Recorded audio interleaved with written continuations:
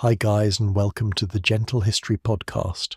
Tonight we step into the Sierra Nevada in the winter of 1851, where the last orange light fades behind black fir trees and a snowstorm closes over the mountains like a heavy curtain.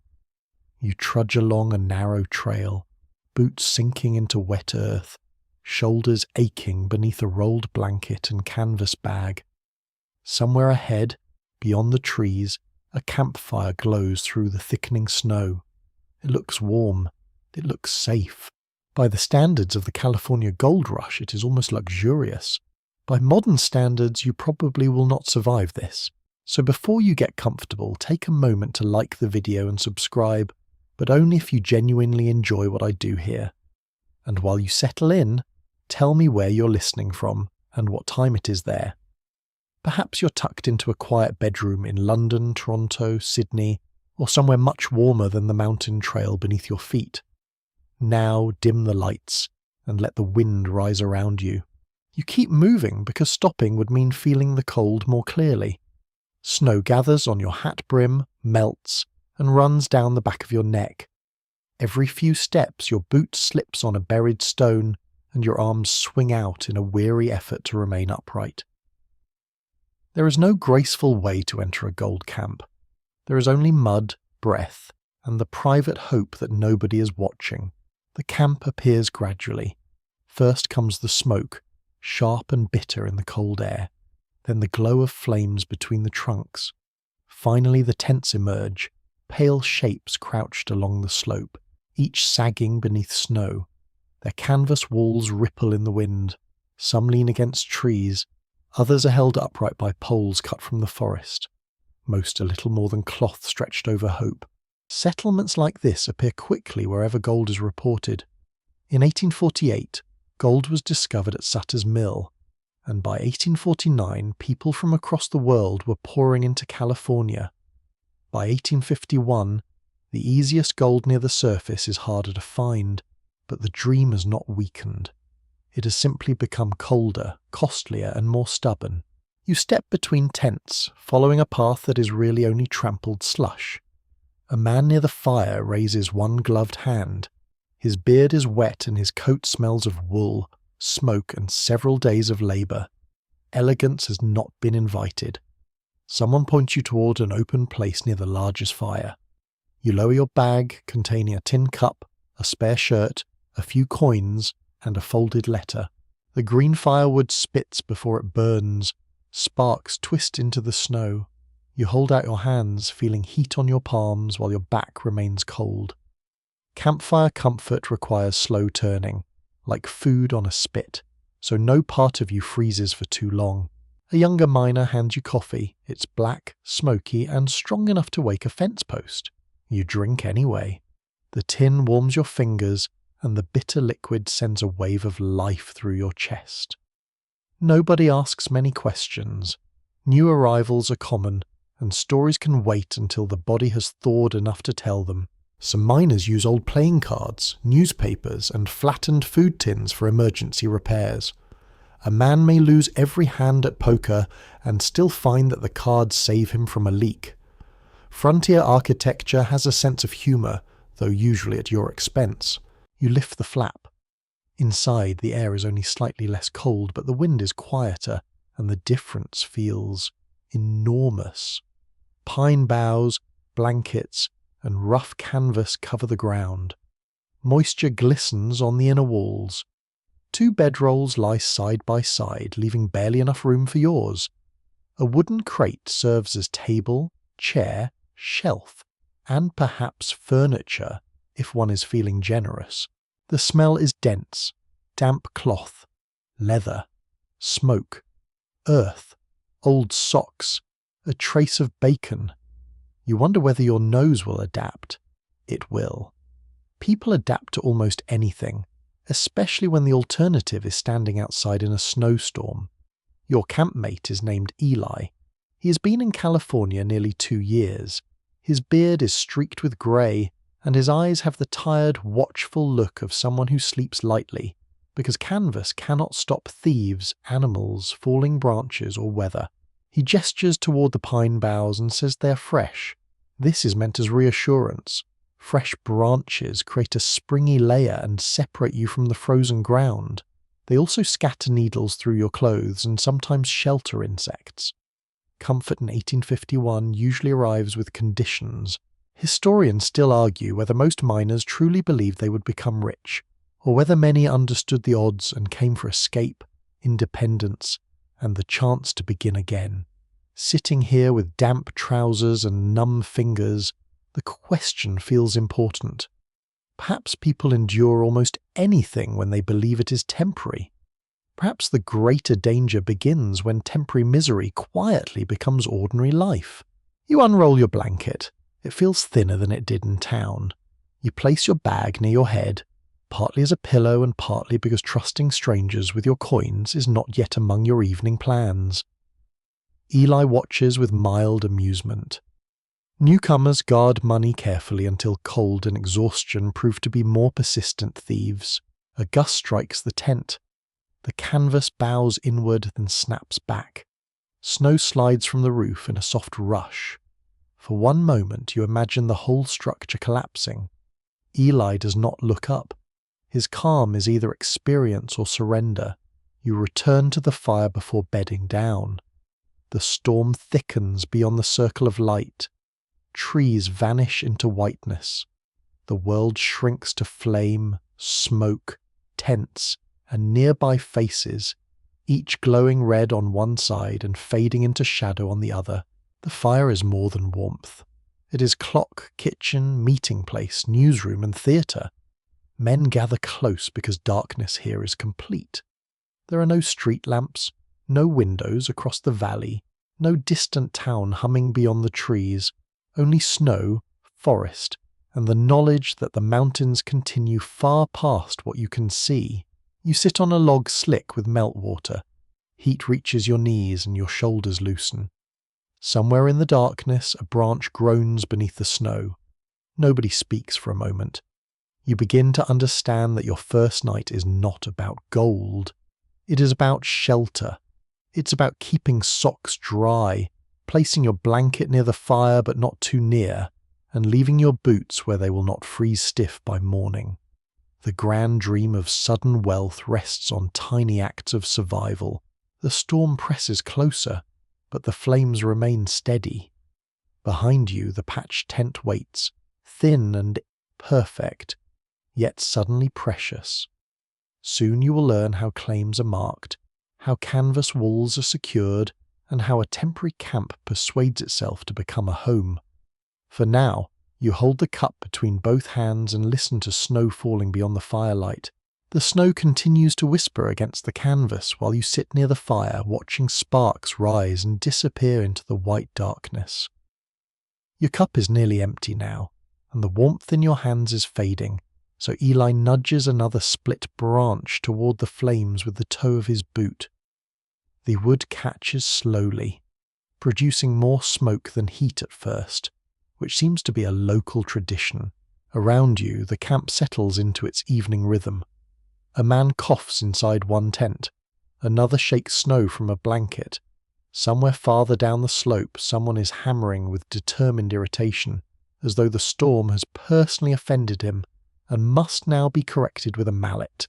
You begin to notice that the tents are not placed at random.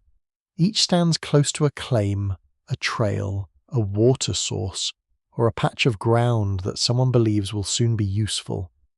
Even in a camp that looks temporary, every few feet matter.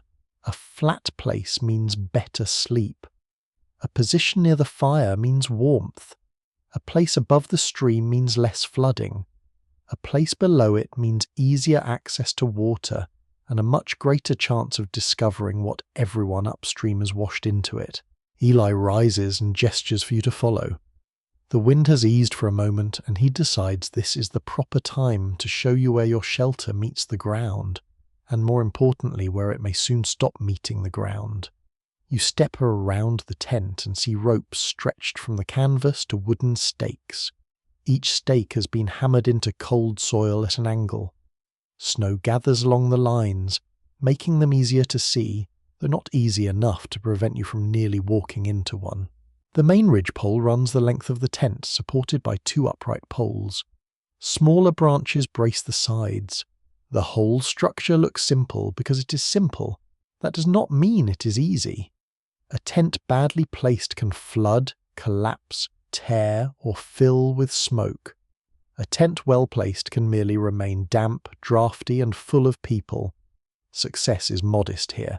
Canvas tents were common across mining camps because they could be carried, folded, repaired, and raised quickly.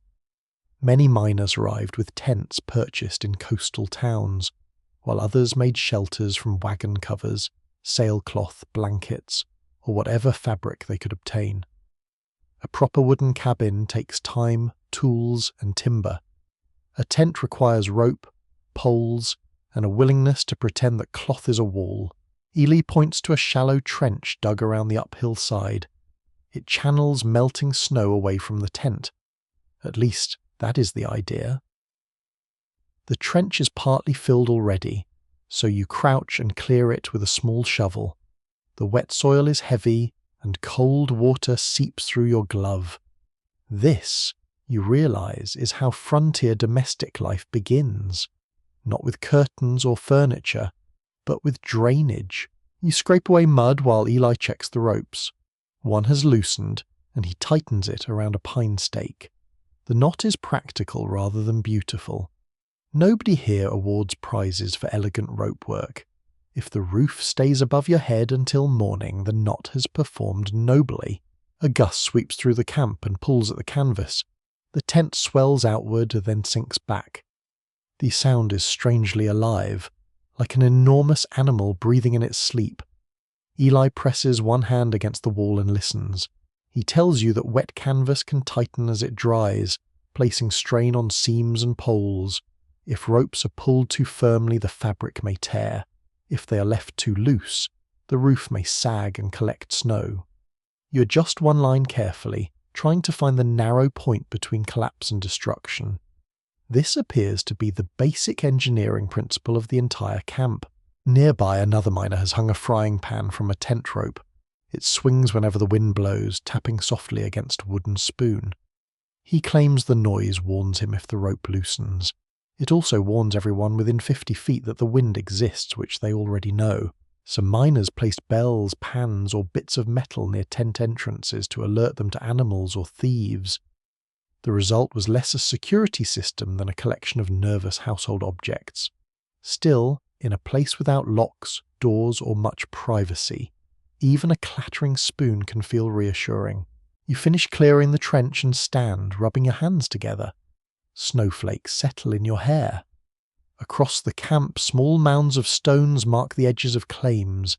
Stakes, blazed trees, scratched signs, and rough ditches create invisible boundaries that everyone is expected to respect. A mining claim is not usually ownership of the land in the modern sense. It is a locally recognized right to work a particular area. Rules differ from camp to camp. Miners gather, establish district customs, decide how large a claim may be, and set conditions for keeping it. Often a man must work the claim regularly or risk losing it to someone else. The signs are sometimes wonderfully direct. A name carved into wood, a board marked with charcoal, a scrap of cloth tied to a branch. One claim nearby is identified by a boot nailed to a tree. The boot is missing its sole and looks as though it has personally abandoned all hope. Yet it serves as a legal declaration. You walk closer to the claim beside your tent. 4 stakes mark a rough rectangle, though the snow hides 2 of them. Eli explains that the exact boundaries are known by memory, argument, and confidence. Measuring tools exist, but certainty is often louder than accuracy. Scholars continue to debate whether miners' district rules should be seen as a remarkable form of frontier democracy, or as a system designed mainly to protect the interests of those already present. Both ideas can be true. Men create rules together, yet women, indigenous people, Chinese miners, and other outsiders may have little voice in those decisions. A meeting can be democratic for the people invited and deeply unfair to everyone left outside the firelight. You return toward the tent as the snow begins falling harder. Eli shows you another repair near the roof seam. A strip of old flour sack has been sewn over a tear, then rubbed with grease to resist water. The patch is uneven but effective. It bears the faded name of a merchant from Sacramento, so your ceiling now advertises flour while attempting to prevent weather. Inside, you look more carefully at the shelter. A narrow shelf has been tied between two poles. Tin cups hang from nails. A candle sits in a bottleneck. A spare coat covers a gap near the ground. Nothing is wasted because replacing anything requires money, travel, or luck. You place your boots near the entrance, toes facing inward. Eli warns you not to leave them too close to the canvas, where frost may stiffen them. He also warns you not to place them beside the candle. Apparently someone once woke to discover one boot gently smoking. You spread your blanket over the pine boughs and press down. The branches crackle beneath you. The bed is uneven, but it lifts you above the wet soil. You add your rolled coat beneath your head and decide that comfort is largely a matter of lowered expectations. Outside, the campfire glows through the canvas as a soft orange blur. Shadows move across the wall whenever someone passes. The tent is thin enough that you hear every cough, laugh, scrape, and muttered complaint. Privacy does not disappear entirely. It simply becomes theoretical. You lie back and watch the ridgepole tremble with each gust. The ropes hold, the stakes remain firm, the patched roof sags but does not fail. For tonight, cloth, wood, mud, and human stubbornness have formed something close to a home. Beyond the tent, claims wait beneath the snow, each one carrying a promise that may never be fulfilled. Around them, canvas shelters bend in the storm, fragile yet persistent. Tomorrow the camp will measure wealth in gravel and flakes of metal. Tonight it measures success by dry blankets, secure ropes, and walls that are still standing. The canvas above you gives another soft shiver, and a small line of cold air slips beneath the edge near your shoulder. You turn onto one side, pull the blanket closer, and listen to the camp outside. Someone laughs near the fire. A lid clatters against a pot. Then comes the unmistakable smell of bacon, salty and rich, drifting through the damp tent. Sleep can wait. You sit up carefully, avoiding the low ridgepole, and push your feet into boots that are still unpleasantly wet. The leather has cooled, but it has not frozen stiff, which already feels like a personal victory. Eli is gone from his bedroll. Through the canvas, his shadow bends toward the fire, joining the darker shapes gathered around it. You lift the flap and step outside. Snow falls more gently now, though the wind still carries loose flakes between the tents. The main fire has grown wider. Several logs lie across the glowing bed of coals, their bark splitting with quiet snaps. A black iron pot hangs from a simple wooden frame. Steam escapes around the lid and vanishes into the night. The men sit on logs, crates, stones, and overturned buckets. Nobody has arranged the gathering, yet everyone forms a loose circle around the heat. You find a place beside Eli, close enough to warm your knees and far enough to avoid the smoke, at least until the wind changes its mind. A broad man named Turner lifts the lid from the pot and stirs its contents with a wooden spoon. Beans roll through a thick brown broth. Pieces of salt pork float near the surface, along with something that may once have been an onion. The meal looks plain, but after the cold trail and the long evening, it seems as inviting as a banquet. Beans, bacon, bread, and coffee form a familiar foundation of mining camp food. They travel reasonably well, require little preparation, and provide the energy demanded by hard labour. Fresh vegetables are harder to obtain, especially during winter.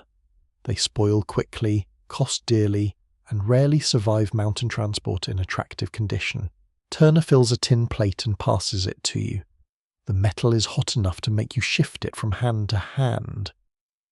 You receive a spoon, a piece of hard bread, and one stern warning not to drop anything because there is no second serving until everyone has eaten. You taste the beans.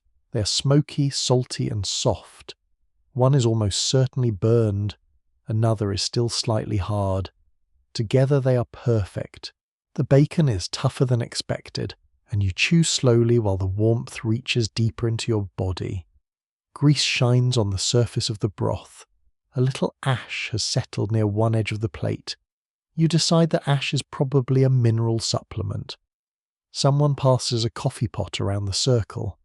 The coffee is boiled for so long that it carries the strength and emotional bitterness of a disappointed magistrate. Grounds float in the cup. You wait for them to sink, then drink carefully. Camp coffee is often prepared by boiling ground beans directly in water. Some cooks try to settle the grounds by adding cold water. Others use crushed eggshells when eggs are available, which is rarely. A few claim that tossing in a small piece of fish skin helps clear the brew. This sounds like a rumour invented by someone who strongly dislikes coffee drinkers, yet similar improvised methods do appear in frontier accounts. Tonight, nobody offers fish skin. You are grateful for small mercies. Conversation begins in fragments. A man called Samuel reports that a claim farther upstream has produced several ounces in 2 days. Another says the story is nonsense. A third insists that he saw the gold himself, though he also admits he saw it in a pouch after 2 cups of whiskey.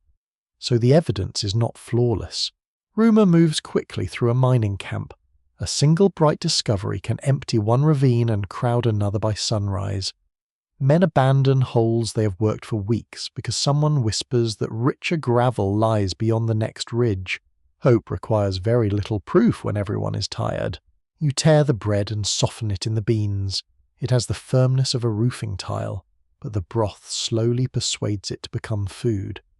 Beside you, Eli eats without hurry. He has learned that chewing carefully makes a modest portion last longer. Turner tells a story about a miner who carried a jar of mustard all the way from New York, guarding it through storms, theft scares, and a fever. When he finally opened it in camp, he discovered that the jar contained yellow paint. The merchant who sold it had either made a mistake or enjoyed imagining the future. Nobody knows whether the tale is true. That does not reduce its value. In camps where nights are long, a good story is useful even when truth has wandered away. The fire shifts, and a log collapses inward, sending sparks upward. Everyone leans back at once. For a moment the circle becomes quiet. Snow hisses where it lands on the coals. A younger man across from you unfolds a newspaper, though the paper is several weeks old and stained at the corners. He reads aloud a report from San Francisco about ships arriving, buildings rising, and prices changing yet again. The city seems distant, almost imaginary. Here in the mountains, news arrives late and is repeated until every paragraph becomes familiar. You listen while scraping the last beans from your plate. California entered the United States as a state in 1850, only a year before this winter evening.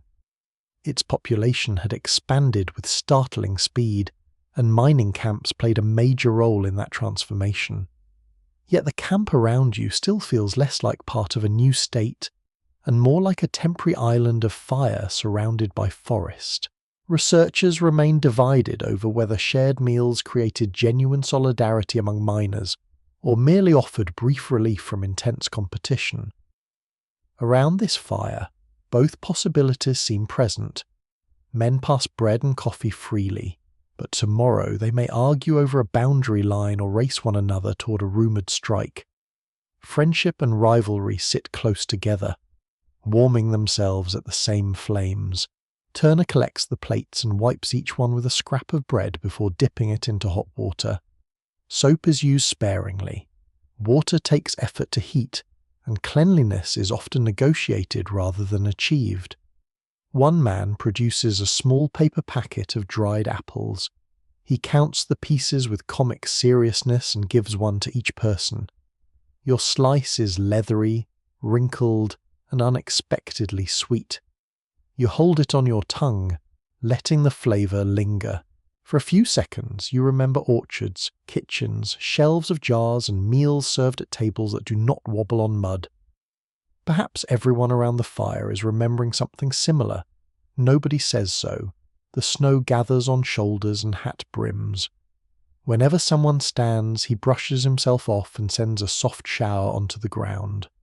The fire paints every face in amber light, smoothing some lines and deepening others. A final cup of coffee is offered. You accept half. Your body is warmer now, your stomach comfortably heavy, your thoughts slower. Smoke settles into your coat and hair. By morning, every possession you own will smell as though it has been stored inside a chimney. The talk turns again to gold. Someone has heard of a nugget shaped like a bird. Someone else knows a man who found a fortune and lost it gambling before breakfast. Each story rises into the dark with the sparks, bright for a moment, then gone. You watch the pot being lifted from the fire. Beneath it, red coals pulse quietly. Supper is over, but the circle remains. Nobody wishes to leave the warmth too quickly. Soon you will begin to learn who these people are, where they came from, and who stands beyond the familiar picture of the solitary miner. For now you sit among strangers with an empty plate on your knees, listening to the wind move through the pines, while the last taste of dried apple fades gently from your mouth. The fire burns lower, and the circle grows quieter, but the people around you become more distinct as the evening stretches on. At first they were only coats, hats, beards, and tired hands reaching for food. Now, in the wavering orange light, each face begins to carry a story. Samuel sits across from you with his boots planted close to the coals. He speaks with the rounded vowels of New England and keeps a small notebook tucked inside his coat. He once worked as a school teacher in Massachusetts. He says this with the careful dignity of a man who knows that nobody here has seen him near a classroom, a clean collar, or a child holding a slate. Beside him, Turner claims to have sailed from Liverpool, though his accent shifts depending on how much coffee he has consumed. He was a dock worker, then a cook, then briefly a sailor, and now he prepares beans for men who criticize them while eating every spoonful. Eli, your tent companion, came west from Missouri. He does not reveal much more. In a gold camp, people can abandon parts of their former lives almost as easily as they abandon worn boots. A man may introduce himself by his home state, his trade, or a nickname acquired after an unfortunate incident involving a mule. The gold rush draws people from many regions and nations. By the early 1850s, California contains newcomers from the eastern United States, Mexico, Chile, Peru, France, Ireland, Germany, Britain, Australia, China, and islands across the Pacific. They arrive by wagon, ship, riverboat, and exhausted footstep carrying languages, tools, recipes, habits, and expectations that do not always fit comfortably together. The popular image of the gold rush often presents a young white American man standing alone with a pan. Such men are certainly here in great numbers, but they are only part of the scene. Around the wider mining region are native communities, Mexican and Chilean miners with long experience in extracting precious metals, Chinese laborers and merchants, black pioneers, European craftsmen, cooks, laundresses, traders, teamsters, and families trying to build ordinary lives inside an extraordinary rush. A man named Vicente joins the edge of the fire. His coat is short, his boots are carefully repaired, and his dark hair shines with melted snow. He has worked mines in Sonora and knows more about dry digging than several of the loudest men in camp combined. He studies the coals before speaking. When Samuel asks about a nearby slope, Vicente explains how water once moved through the earth there. His hands trace the imagined course of an ancient stream. He sees the ground not as a surface but as a layered memory. Mexican miners brought valuable knowledge to California, including techniques already used in older mining regions. Some had worked silver and gold deposits long before most American newcomers learned how to hold a pan correctly. Yet skill does not guarantee fair treatment. Foreign miners often face special taxes, exclusion, harassment, and violence as American control over the goldfields grows. Vicente does not discuss this tonight. He only warms his hands and watches the snow. A little farther from the fire sits Moses, a black teamster who transports food, tools and letters between settlements. He wears a thick scarf and keeps one hand on the strap of a leather satchel. He was born free in Pennsylvania, he tells you, and came west by sea. His work can be more reliable than mining, though the roads are dangerous and the animals seem committed to testing human patience. California entered the Union as a free state, but that did not create equality. Black residents still faced discrimination, legal restrictions, and threats to their freedom. Some enslaved people were also brought into California despite its formal status. The boundary between law and reality is never as neat as words on paper suggest. Moses carries news as carefully as supplies. He knows which merchant has flour, which trail has washed out, which settlement has fever, and which miner has received a letter that he is afraid to open. Information is another form of currency, and Moses possesses more of it than most men possess gold. Near the edge of camp, a woman crosses between two tents carrying a covered basket. Her name is Mrs. Bell. Nobody appears to know whether Bell is her married name, her family name, or simply the name she prefers. She runs a washing business and sometimes prepares meals for payment. Her sleeves are rolled beneath a heavy shawl, and steam follows her from a nearby shelter where clothes boil in a metal tub. Laundry in a mining camp is exhausting work. Water must be carried, heated, and stirred. Cloth must be scrubbed, rinsed, wrung, dried, and returned to owners who have somehow managed to cover it in mud again before sunset. Mrs. Bell can earn more from washing shirts than many miners earn from digging gravel. This fact causes some men deep philosophical distress. One camp story tells of a laundress who returned a shirt with every button replaced by tiny coins because buttons were unavailable. Whether the tale is exact hardly matters. It captures the strange economy of a place where ordinary household objects can become treasures, and gold itself may be less useful than a needle. A French shopkeeper named Laurent appears next, wrapped in a coat that was once elegant. He operates a supply tent containing tobacco, candles, thread, boots, pick handles, paper, dried fruit, and several mysterious bottles that promise health without offering details. He greets everyone warmly because everyone owes him money. Behind him walks a young man from the Hawaiian Islands known in camp as Keone. Hawaiians were among the many Pacific peoples who traveled to California during the gold rush, often working as sailors, laborers, cooks, or miners. Some Americans call them Kanakas, a word used broadly and not always respectfully. Keone has a quiet laugh and a talent for repairing torn sailcloth. He examines the patch on your tent roof and declares that whoever stitched it was either half asleep or being chased. Eli accepts this judgment without protest. You look around the fire and hear accents folding over one another. English is common, but not universal. Spanish passes softly between Vicente and another miner. Laurent mutters in French when smoke blows into his eyes. Keone hums a melody you do not recognize. Even silence sounds different from one person to the next. Researchers continue to question how much genuine cultural exchange occurred in camps like this, and how much daily life remained divided by race, nationality, language, and law. Cooperation was necessary. People traded, shared techniques, worked side by side, and depended on one another. Yet prejudice was deeply rooted, and many groups were pushed away from richer claims or denied protection when conflicts arose.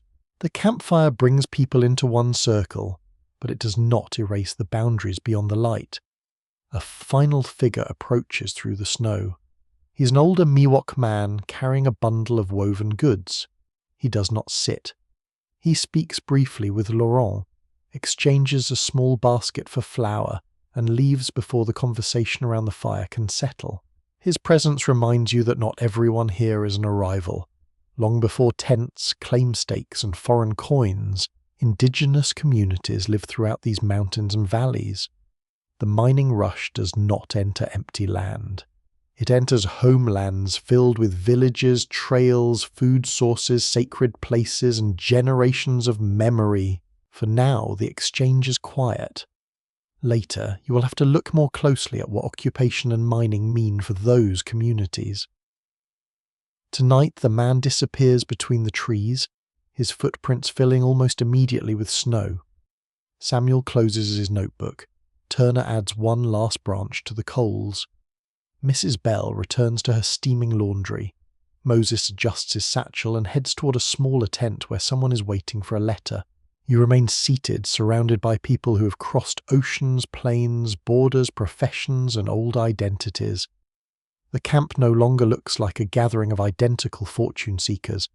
It looks like a compressed world, uneasy and temporary, held together by trade, necessity, ambition, and the shared desire to stay warm.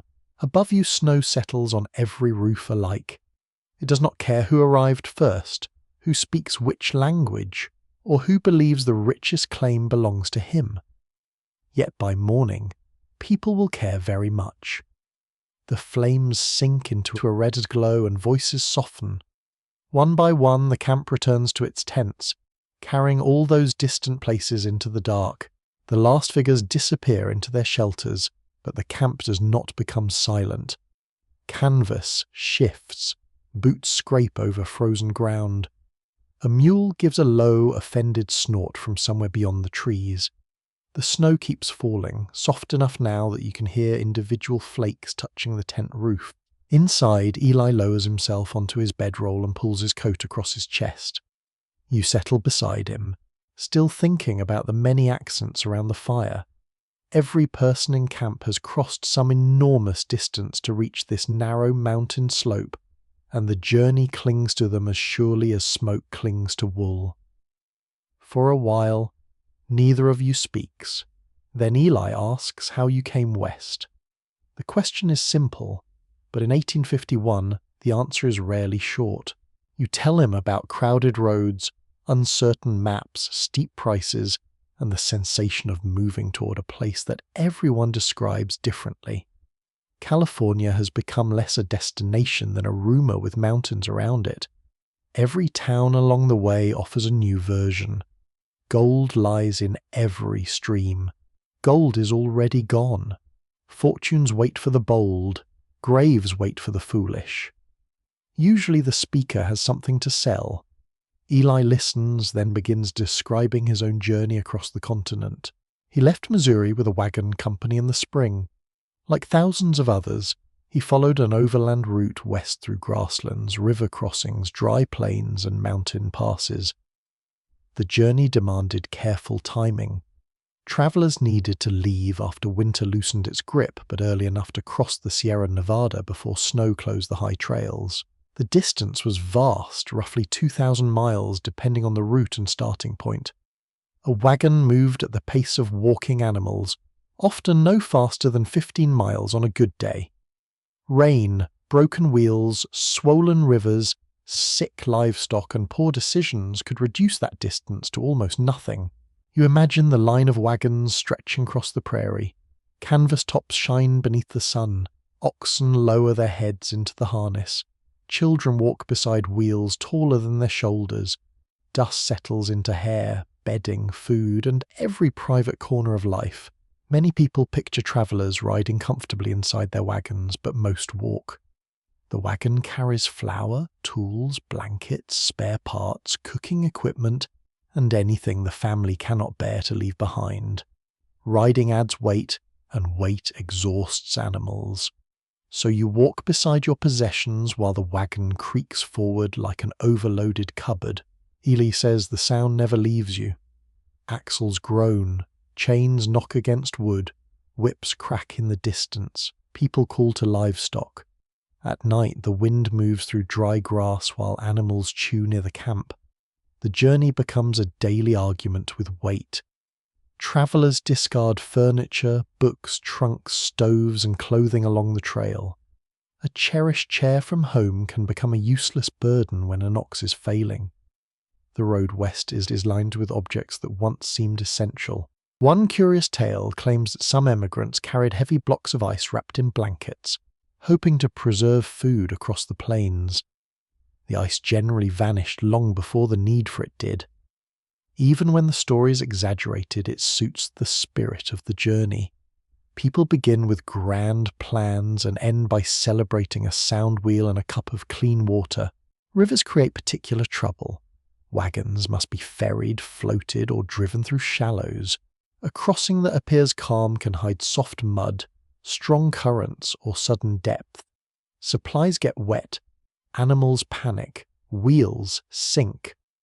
Everyone offers advice, including people whose own wagon is currently upside down. Disease is more dangerous than dramatic accidents. Cholera spreads rapidly along busy routes, especially where water sources are contaminated. It can kill with frightening speed. Dysentery, fever, exhaustion, and accidents also take lives.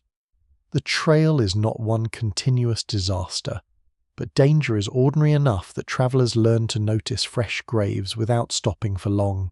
Historians continue to examine whether overland migrants understood the true level of risk before leaving, or whether guidebooks, letters, and newspaper reports encouraged a dangerous confidence. Some certainly knew the hazards. Others believed determination would protect them. Determination is useful, but it does not repair a shattered axle in the desert. Eli tells you about reaching the Sierra late in the season. Snow had already dusted the upper slopes. The wagon company hurried, cutting loads further and pushing tired animals toward the passes. Every cloud became a warning. You listen to the storm outside and feel the mountain pressing around the tent. The same snow that now weighs on the canvas could trap an entire wagon train if it arrived early enough. Mountain weather turns distance into a wall. Not everyone comes overland. Samuel, lying in a nearby shelter, had travelled by sea. Earlier by the fire, he mentioned taking a ship south from the eastern United States toward Panama. Passengers crossed the isthmus by riverboat, mule, canoe, and foot, then waited on the Pacific side for another vessel north. The Panama route is shorter in miles than sailing around South America, but it brings its own discomforts. Tropical heat, insects, mud, sickness, crowded lodging, and long delays make the crossing exhausting.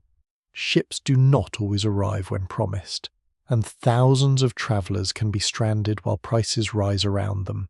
You picture Samuel stepping from a boat into humid air, wearing clothes chosen for a northern climate. The path through the jungle smells of wet leaves, sweat, animals, and river water. Baggage disappears into heaps. Guides shout. Mules refuse to move. Mosquitoes discover an international buffet. Others sail around Cape Horn at the southern tip of South America. The voyage may take many months. Ships face storms, rough seas, poor food, cramped quarters, and long stretches without fresh supplies. Passengers leave one ocean around the cold southern waters and climb the Pacific coast towards San Francisco. A few ships never leave San Francisco once they arrive. Crews abandon vessels to seek gold, and empty ships remain in the harbour. Some become warehouses, lodging houses, shops, or even parts of the growing city as the shoreline fills around them. The transformation is remarkable.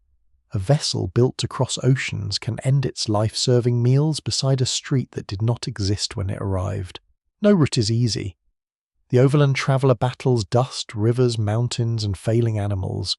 The sea traveller battles storms, sickness, delay, and confinement. Everyone reaches California thinner, poorer, and far less impressed by travel advertisements. Eli turns onto his side and says the strangest part is how quickly the journey becomes distant once the digging begins. Months of hardship collapse into a few stories told beside a fire. The road that once occupied every thought becomes merely the explanation for why your boots are worn. You close your eyes and hear the camp breathe around you. Each sleeper carries a trail behind him. Prairie grass, ocean waves, jungle rain, mountain snow, crowded docks, and abandoned wagons all seem to gather beyond the canvas. The gold rush is often remembered as a sudden movement toward wealth, but from inside this tent it feels like a vast migration of tired bodies, all arriving by different hardships and meeting on the same cold ground. Outside, the snow deepens over the trail you followed into camp. By morning your footprints may be gone, but the long road west remains inside you, leading quietly back through every mile you survived. Morning does not arrive so much as dilute the darkness. A pale grey light seeps through the canvas, revealing the shape of the ridgepole, the damp curve of the walls, and Eli's boots resting near the entrance. Snow presses against the lower edge of the tent. Your blanket is warm where it touches you and cold everywhere else, which makes getting up feel like a betrayal of reason.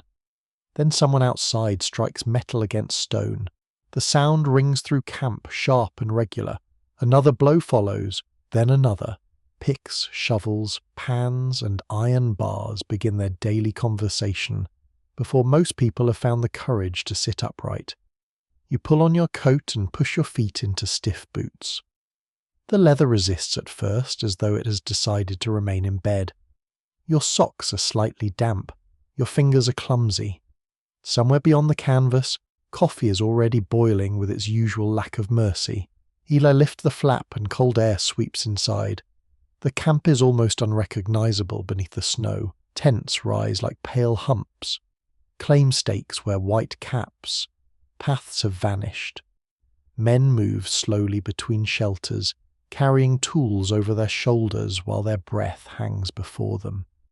The storm has weakened, but winter remains firmly in charge.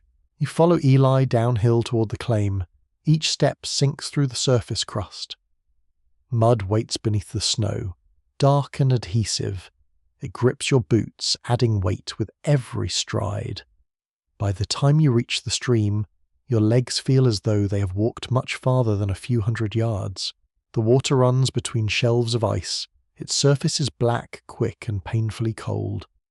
Along the bank, miners scrape away snow and frozen gravel, hoping the ground beneath has preserved something bright. Gold mining begins with simple tools: a pan, a shovel, a pick, perhaps a rocker or cradle. The principle is straightforward. Gold is heavier than most gravel, sand, and mud. If earth-containing gold is moved through water, the lighter material can be washed away while the heavier particles settle. Straightforward, however, is not the same as comfortable. Eli hands you a shovel.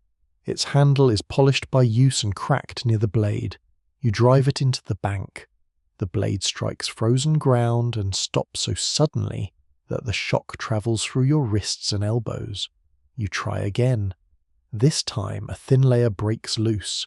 It contains snow, mud, stones, roots, and no visible fortune whatsoever. The miners round you work with patient violence. Picks rise and fall, iron bars pry at frozen gravel, shovels scrape against stone. The stream mutters beneath the noise, carrying cloudy water away from the workings. During the early gold rush, placer mining was widespread because individual miners could search stream beds and river deposits with relatively basic equipment. Gold had been worn from older rock and carried by water into cracks, bars, and gravel layers. The task was to find where its weight had caused it to settle. Eli points to a darker band of gravel beneath the surface. He tells you to follow it. You crouch and examine the bank, pretending the layers are obvious. To you, everything looks like wet dirt arranged by a deeply unhelpful landscape. He fills a pan with gravel and lowers it into the stream. Water runs over his hands. He shakes the pan gently, allowing stones and lighter material to rise. Then he tips the edge, letting muddy water spill away. The movement looks effortless. You take the pan next. It's heavier than expected. You rotate it too sharply and lose part of the contents. Eli says nothing, which is somehow more educational than criticism. You try again, swirling the mixture slowly. Pebbles roll across the metal. Brown water spills over the rim. Your fingers become numb almost at once. The cold feels first like pain, then like pressure, then like the absence of any sensible feeling at all. You pause to warm your hands beneath your arms. A miner nearby wears thick wool mittens with the fingertips cut away. This gives him enough movement to handle small objects while preserving a little warmth. It also means that the only exposed parts of his hands are precisely the parts he needs most. Frontier innovation often solves one problem by introducing a smaller, more irritating problem. Farther downstream, Turner operates a rocker. It resembles a wooden cradle placed over a trough. Gravel is shoveled into the upper box while water is poured through it. The device is rocked from side to side, washing lighter material away while heavier particles collect behind small wooden bars or in cloth at the bottom. The rocker can process more earth than a pan, though it requires a steady supply of water and enough coordination to shovel, pour and rock without knocking the whole contraption into the stream. Turner performs the work with surprising grace until one boot slips in the mud. He catches the frame, loses his hat and continues as though this were part of the method. Someone has tied a scrap of red cloth to the rocker handle. Turner claims it helps him judge the rhythm of the motion. Eli quietly suggests that it helps Turner identify his own machine after coffee. A sluice box lies farther along the bank, made from rough boards arranged into a long channel. Water carries gravel through it. Ridges along the bottom trap heavy material, including gold. Such devices allow larger amounts of earth to be processed, especially when several miners work together, yet winter interferes with every stage.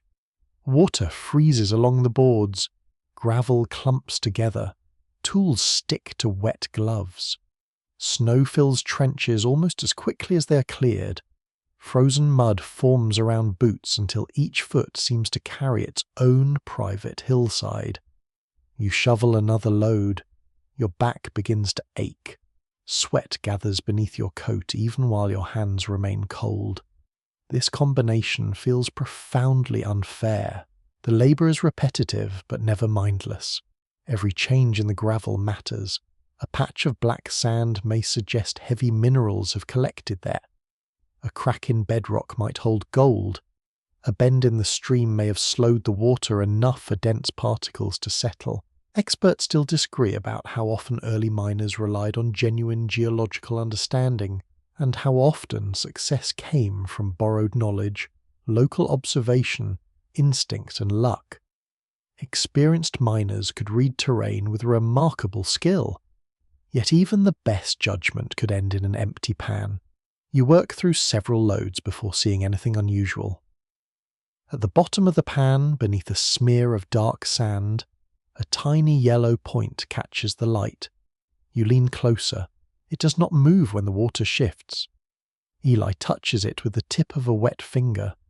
The speck clings to his skin.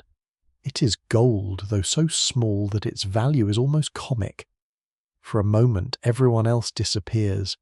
The cold, mud, and aching muscles fall behind that single bright fleck. You understand how hope renews itself here. Not through fortunes, but through glimpses. The gold is transferred into a small glass vial containing water. The fleck settles at the bottom beside a few others. Together they look less like wealth than seasoning. One peculiar habit among some miners is to keep their smallest gold particles in a quill, using the hollow feather shaft as a narrow container. It is light, convenient, and easy to lose, which seems an alarming way to store the reward for several days of labour. By midday, your shoulders burn, your boots are soaked. The claim has produced only a little colour, the miner's term for visible traces of gold. Nobody celebrates, but nobody stops either. You glance uphill toward the tents, their canvas roofs dim against the snow. The fire there promises coffee, beans, and a chance to feel your toes again. Yet the shovel remains in your hands. You strike the bank once more. Frozen gravel breaks loose and tumbles into the pan. Water closes around it. Mud clouds the surface, hiding whatever may rest beneath. You begin the slow circular motion again, listening to stones scrape against metal while winter tightens around the stream. The pan turns slowly in your hands and the last muddy water slips over its rim. A few dark grains remain at the bottom, but no new flash of yellow appears. Eli studies the result, gives a small shrug and reaches for the shovel again. Before he can lift it, a shout rises from farther up the stream. Two men stand beside a narrow trench, each pointing toward the same patch of gravel. Their voices sharpen quickly. One insists that the boundary stake lies beside a cedar stump. The other says the true line follows a shallow ditch now hidden beneath the snow. Work pauses along the bank. Nobody announces a meeting. Men simply stop what they're doing and drift toward the argument. Picks rest against shoulders. Pans hang loosely from gloved hands. Turner leaves his rocker and arrives with water still dripping from his sleeves. You follow Eli uphill, glad for any excuse to leave the stream, though the gathering promises a different kind of cold discomfort. The first man is called Carter. His face is red from weather and anger. The second is a thin miner named Webb, whose calm voice somehow makes Carter more furious. Between them stands a rough wooden stake with no visible marking. Carter says the stake has been moved. Webb says the snow merely makes it look different. Carter says snow cannot move a cedar stump. Webb replies that Carter has been identifying the wrong stump for 3 weeks. This is the moment when you begin to understand that mining claims are held together by memory, local custom, and the willingness of neighboring men to accept the same version of reality. In many early California mining districts, miners created their own rules before formal government could provide detailed systems for managing claims. They gathered in meetings, elected officers, recorded boundaries, and decided how long a claim could remain idle before another person might take it. These customs later influenced mining law in the United States. That sounds orderly when written neatly on paper. Here beside a snowy trench, order looks like 12 damp men arguing about trees. Samuel arrives carrying his notebook. He's not an official clerk, but his careful handwriting gives him authority. Someone asks whether he recorded Carter's claim. Samuel turns through several pages while shielding them from falling snow. The book contains names, dates, measurements and descriptions such as from the large pine to the split boulder, then 30 paces east. Such directions work beautifully until the pine falls, the boulder becomes buried, or people disagree about whose stride defines a pace. Samuel finds the entry. The claim extends from the old cedar stump to a line of stones beside the bank. Everyone turns toward the ground. The stones are beneath several inches of snow. 4 men begin clearing the area with shovels. The dispute has now become an archaeological investigation into events from last month. You scrape snow with the edge of your boot. Beneath it lies mud, then gravel, then another layer of snow hardened into ice. After several minutes, Turner uncovers 3 stones arranged in a rough row. Carter declares victory. Webb points out that the row may have been placed by anyone. The group groans softly. A miners' meeting is proposed for the evening. Until then, both men are told to leave the disputed strip untouched. Carter dislikes this. Webb dislikes it more quietly. Yet neither continues digging, because camp rules matter only when enough people are prepared to defend them. Authority here does not wear a uniform. It stands nearby holding shovels. You return to work, but the argument follows you in fragments. Some men support Carter because he arrived first. Others support Webb because he has worked the ground more consistently. A few support whichever outcome prevents another long meeting after supper. By late afternoon, smoke curls from the camp above. Tools are carried back toward the tents and wet clothing stiffens in the colder air. You climb the slope with aching legs, thinking less about gold than about the warmest possible place near the fire. The meeting begins after the evening meal. Logs are pulled into a wider circle. Samuel places a lantern on a crate and opens his notebook. A miner named Briggs acts as chairman because he has a loud voice and once served on a town council in Ohio. This is considered sufficient preparation. Briggs asks Carter to speak. Carter gives a long account of staking the claim, repairing the ditch and working through rain. Webb waits with his arms crossed. When his turn comes, he says Carter abandoned part of the ground for more than a week while chasing a rumour upstream. That detail changes the mood. Camp rules often require a claim to be worked regularly. The purpose is to prevent one miner from controlling ground he is not actively using.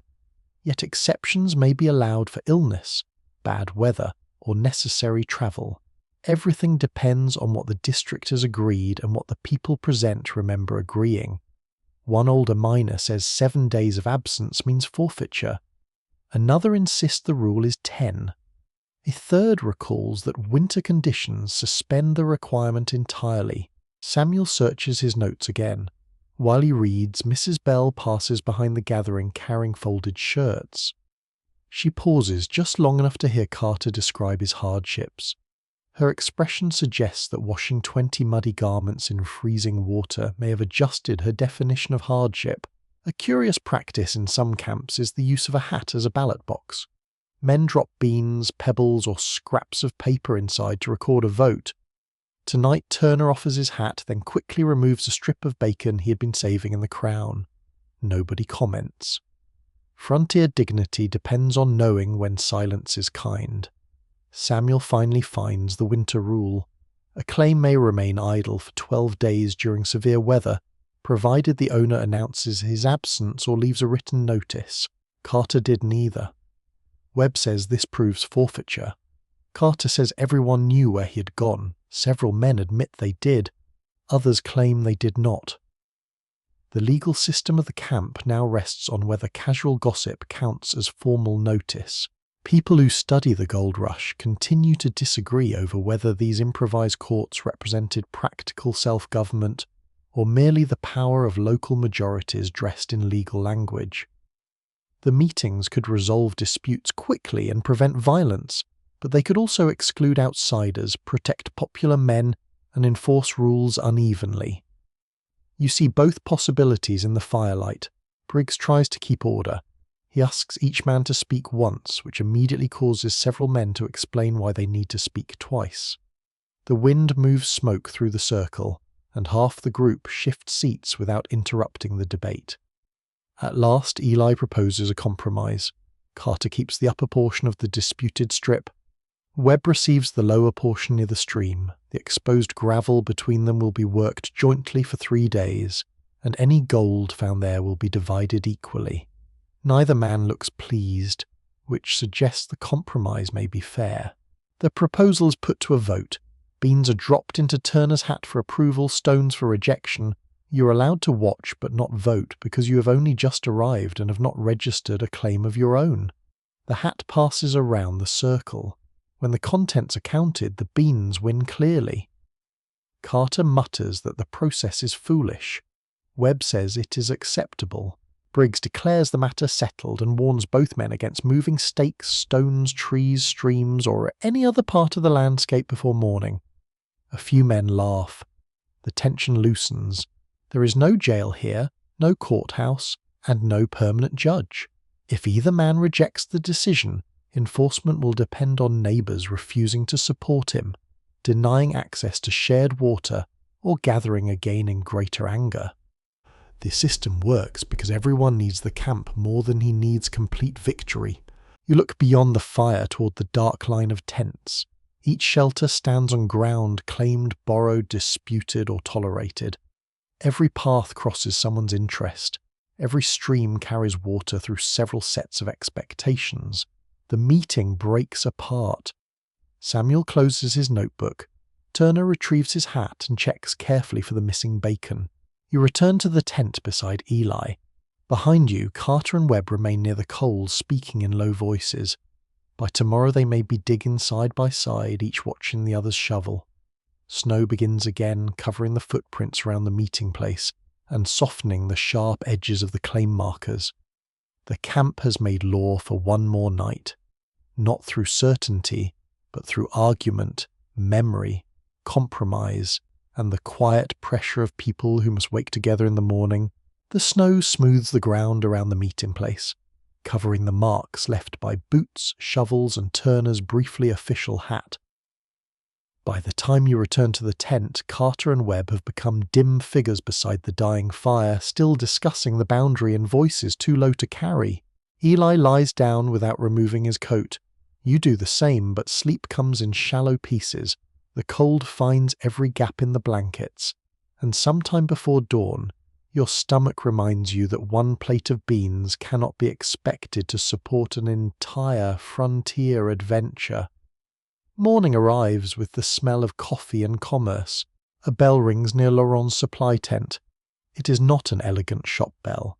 It is a dented piece of metal suspended from a rope, struck with a spoon whenever the merchant decides he is open for business. The sound travels through camp with surprising authority. Men begin moving toward it almost at once. You follow Eli along the slushy path. Laurent's shop is larger than the sleeping tents, though only slightly.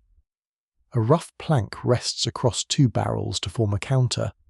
Behind it, shelves made from packing crates hold candles, tobacco, thread, buttons, tin cups, dried fruit, patent medicines, writing paper, socks, and several pairs of boots.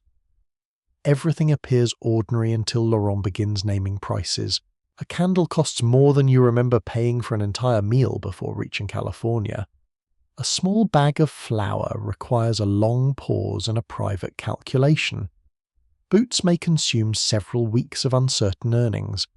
Fresh eggs, when they appear at all, are treated almost like precious stones that happen to be edible. Rapid population growth and difficult transportation made prices in Gold Rush, California famously high. Goods had to travel by ship, wagon, pack animal or riverboat before reaching remote mining districts. Every stage added expense, risk, delay, and another person determined to make a profit. You pick up a wool sock. Laurent names the price. You put it down with the reverence normally reserved for royal objects. Eli needs lamp oil, but Laurent has very little left. A storm delayed the last pack train, and another shipment may not reach camp for days. Scarcity changes every conversation. Nobody asks whether the price is reasonable. They ask whether tomorrow's price will be worse. At the counter, Samuel buys a sheet of paper and an envelope. He counts coins carefully, then asks whether Laurent might include a pencil stub. Laurent says generosity is a beautiful quality, and one he hopes Samuel will someday encounter. The pencil costs extra. Gold dust often serves as money in mining communities. Merchants keep small scales on the counters and weigh out payment from pouches carried by miners. The value may be estimated according to weight and purity, though both can become subjects of suspicion. Laurent's scale stands beneath a glass cover. He lifts the cover, places a tiny brass weight on one side, and waits while Samuel taps gold dust from a folded paper onto the other. Everyone watches the balance. A breath of wind could scatter part of a man's income. A careless sleeve could turn a purchase into a search through floorboards. Commerce here demands patience, steady hands, and an unusual respect for dust. Some merchants use pinches, spoons, or improvise measures when proper scales were unavailable. One camp tale describes a shopkeeper who accepted as much gold as would cling to a damp fingertip for a glass of whiskey. The arrangement was simple, memorable, and suspiciously favourable to anyone with large fingers. Nobody in Laurent's tent is offered that method. Near the entrance, Mrs. Bell has placed a wooden board listing her laundry charges. A shirt costs 1 mount. Trousers cost more. Heavy blankets are priced according to size, dirt, and what she calls aggravation. Turner studies the board and says washing costs nearly as much as replacing the garment. Mrs. Bell asks whether he has seen the price of a new shirt. Turner looks toward Laurent's shelves, then quietly hands over his laundry. Services can be more profitable than mining. Cooks, laundresses, carpenters, teamsters, blacksmiths, innkeepers, and merchants earn money from the steady needs of people chasing uncertain gold. A miner may spend the day searching for wealth, while the person repairing his boots receives payment whether the claim succeeds or not. There is a sleepy cruelty to the arithmetic. You can find gold and still end the week poorer. Food, tools, lodging, transport and clothing consume earnings quickly. A broken shovel demands replacement.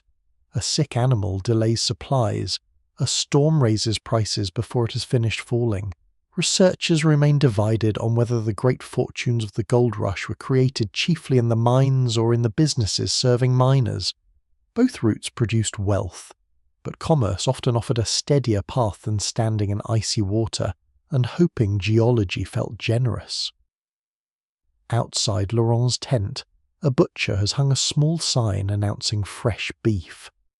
The word fresh is used confidently. You decide not to investigate its exact meaning.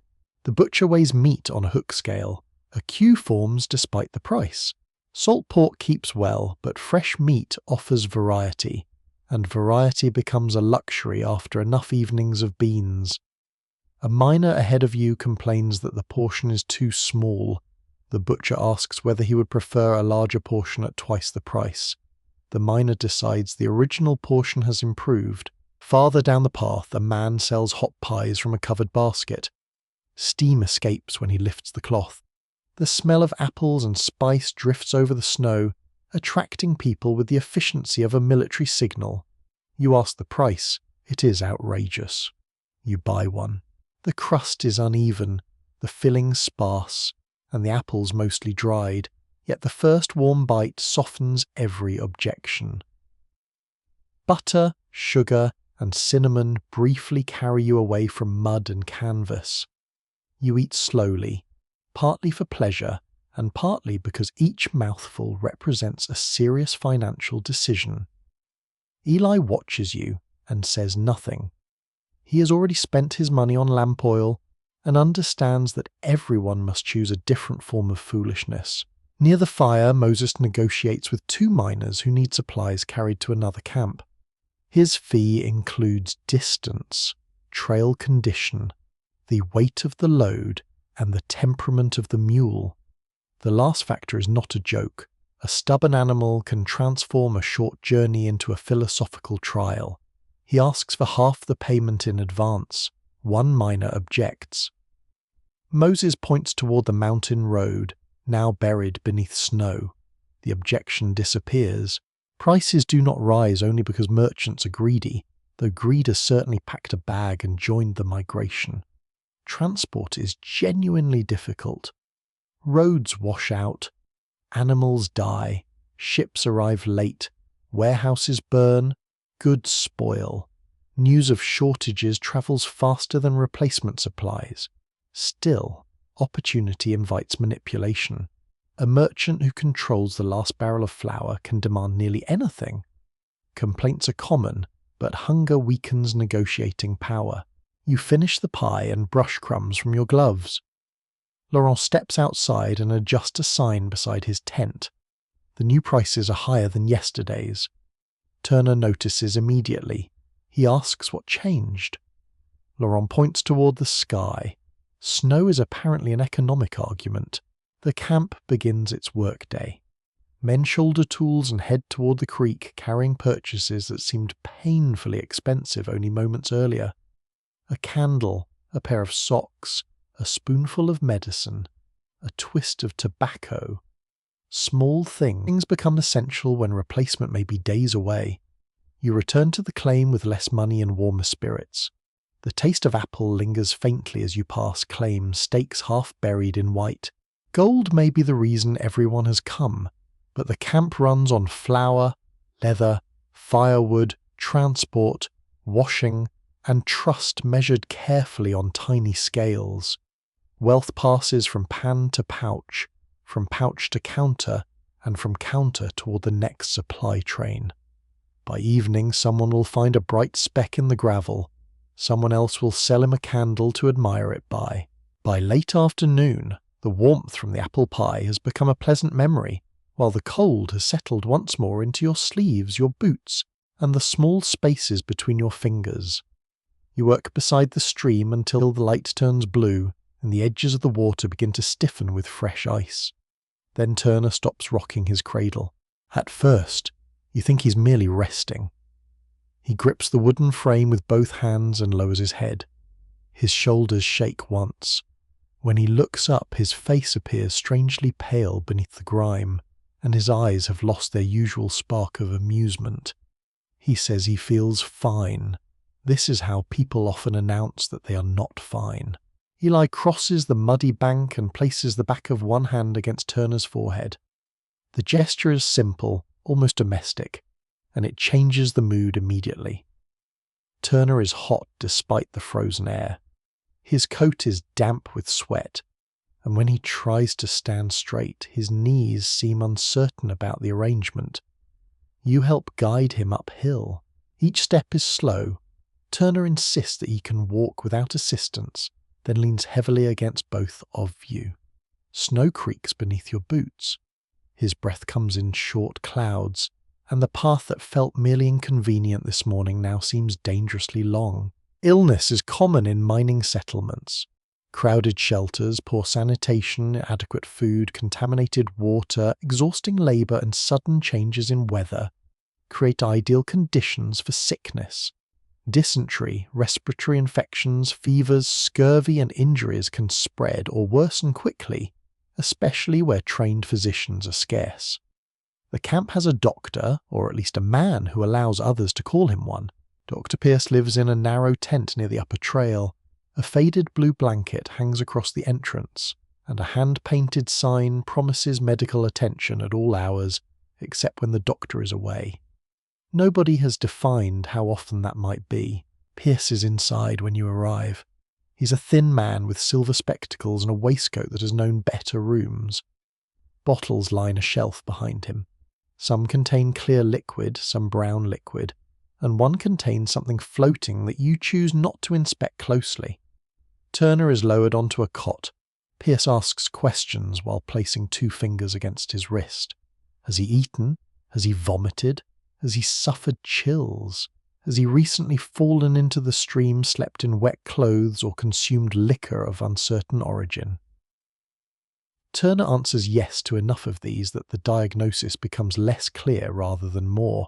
The doctor listens to his chest through a wooden tube. The instrument resembles a small trumpet. Early stethoscopes were often simple wooden devices, far removed from the flexible instruments familiar today. Pierce presses one end against Turner and places his ear to the other, frowning deeply as though the sound has insulted him. You stand near the tent flap, trying not to stare. The air smells of damp wool, vinegar, smoke, medicinal herbs, and the sharp sweetness of alcohol. A small stove gives off limited heat. Water drips from your coat onto the packed earth floor. Pierce says Turner may have a fever brought on by exposure. He may also have an infection. He may simply be exhausted. This wide range of possibilities does not inspire confidence.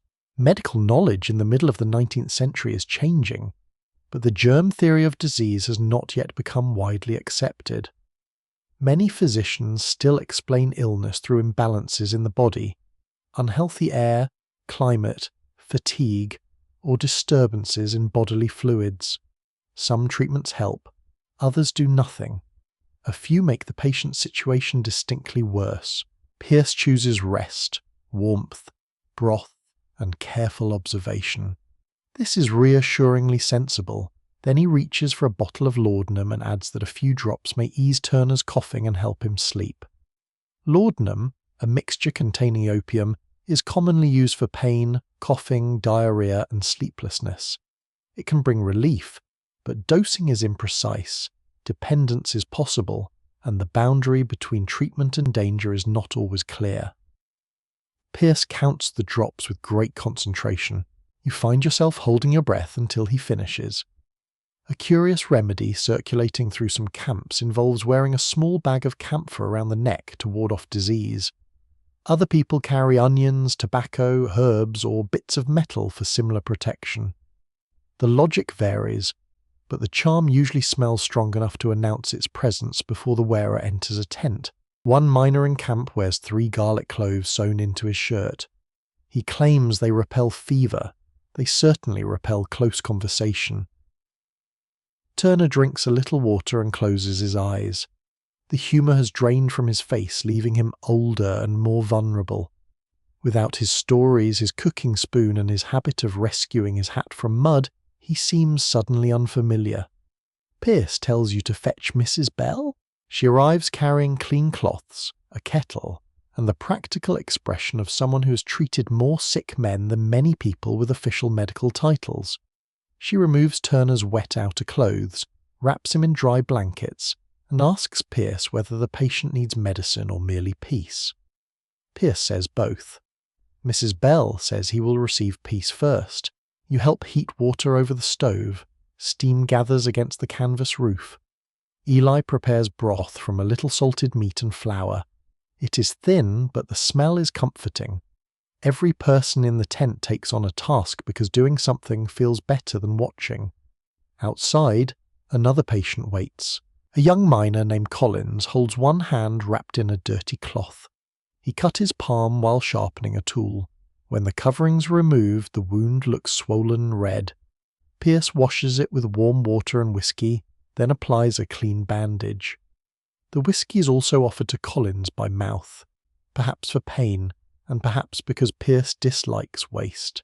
Cuts that seem minor can become serious when hands are constantly exposed to dirt, cold water, and shared tools. There are no antibiotics. Infection may spread before anyone understands what is happening. Clean water, rest, and careful bandaging matter greatly. Though cleanliness in camp remains an ambitious concept, medical historians continue to dispute how much frontier survival depended on formally trained doctors and how much rested on nurses, family knowledge, indigenous remedies, immigrant traditions, and experienced caretakers such as Mrs. Bell. Official records often preserve the doctor's name while overlooking the person who boiled the water, changed the cloths, prepared the broth, and remained awake through the night. Inside this tent, the answer looks less mysterious. Pierce gives instructions. Turner must stay warm. He must drink small amounts often. His fever should be checked. If his breathing worsens, someone must wake the doctor immediately. Mrs. Bell asks where Pierce will be sleeping. He points to the cot beside Turner. She nods satisfied. You leave with Eli and return toward the main camp. The night air feels sharper after the warm medical tent. Every cough from the surrounding shelters now seems louder. You notice how close the privy trench lies to a path used for carrying water. You notice scraps of food near tents, stagnant puddles beneath boards, and shared cups passed casually from hand to hand. The camp survives through effort, but it also survives through luck. Near your tent, Moses is rubbing snow against his fingers. Two have turned pale and stiff during the day's journey. Eli tells him not to warm them directly beside the flames. Slow warming is safer, though the temptation to press frozen skin toward fierce heat is powerful. You sit close to the fire and remove your boots. Your socks are wet again. The skin of your feet is wrinkled and cold, but there are no dark patches, no sharp loss of feeling, and no signs that make Eli frown. This counts as good health. Someone pours you weak coffee. You accept it and hold the cup beneath your chin, breathing in the steam. Across the camp, the blue blanket over Pierce's entrance shifts as Mrs. Bell steps outside to empty a basin. You wonder whether Turner will improve by morning. Nobody promises that he will. The fire settles lower and the camp becomes cautious around its own noises. A sneeze, a cough, a groan from a bedroll. Each sound reminds you how thin the distance is between discomfort and danger.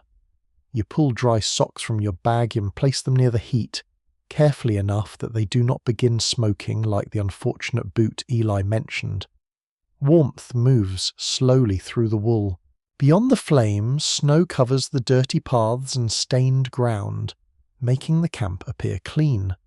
Beneath that white surface, water runs past refuse.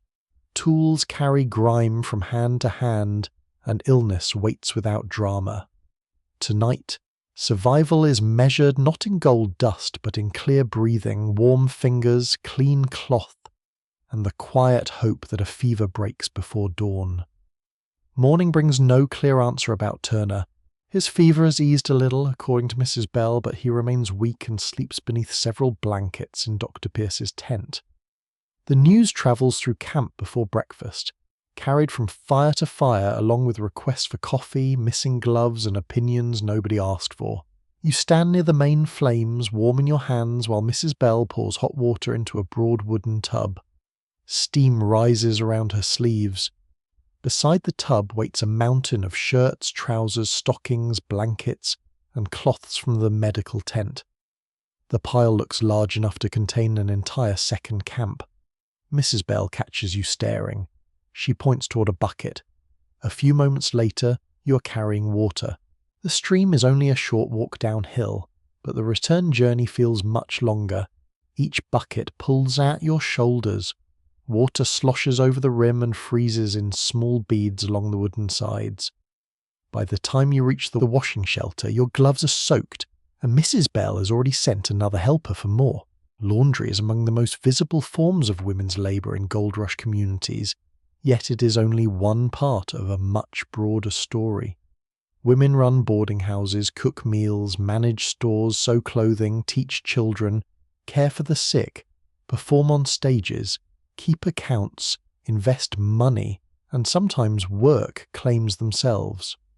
Their numbers are smaller than those of men in many early camps, but scarcity increases both their economic opportunities and the burdens placed upon them. Mrs. Bell stirs the clothing with a wooden paddle. Lye soap bites at the air. The steam smells of wool, sweat, smoke, damp earth, and the faint medicinal sharpness of the cloths used around Turner's cot. You help lift a shirt from the tub. It is heavier than expected. She twists it tightly, water pouring back into the basin. Her hands are red from heat and cold, rough across the knuckles and marked by small cracks.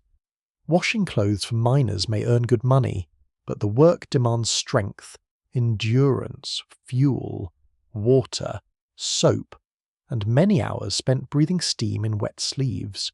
Across the camp, a woman named Nora Hayes is opening the flap of a dining tent. She serves breakfast from a narrow space containing a stove, 2 long tables, benches, and shelves crowded with crockery that does not match. The smell of biscuits draws men from every direction. Nora charges for each meal. Payment is accepted in coins, gold dust, or credit, though she keeps careful records of the last. A small ledger lies beside the stove, protected from grease by a folded cloth. She knows exactly who owes her money and how long he's been pretending to forget. You carry a basket of cleaned cups to her tent. Inside, men sit shoulder to shoulder, eating eggs, bacon, biscuits, and fried potatoes. The meal costs more than many workers elsewhere would spend in several days, but nobody complains until the plates are empty. Nora moves between stove and tables with calm efficiency. She turns bacon, pours coffee, settles an argument over seating, and reminds a miner named Phillips that he is not paid for Tuesday. Phillips claims he was not present on Tuesday. Nora opens the ledger. Phillips pays. One widely remembered feature of the gold rush is the severe imbalance between men and women in many mining districts. This created unusual chances for some women to earn high wages or build businesses, especially through food, lodging, sewing, and laundry. Yet opportunity should not be mistaken for ease. Women faced harassment, loneliness, dangerous travel, social judgment, and exhausting expectations.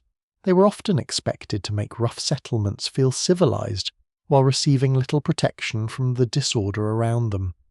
At the rear of Nora's tent, a young woman named Ana Flores rolls dough on a flour-covered board. Her family came north from Mexico, and she has learned to cook for customers who demand familiar American food while eagerly buying her spiced meat pies when they think nobody notices. Anna gives you one cracked biscuit. It is warm, soft in the middle, and far better than your breakfast deserves to be. She tells you she is saving to open a small shop in a larger settlement. Her brother searches for gold, but her earnings are steadier. Some weeks she lends him money. He refers to these loans as temporary family arrangements. Anna records them in a notebook. Beyond the dining tent stands a narrow building made from timber and canvas.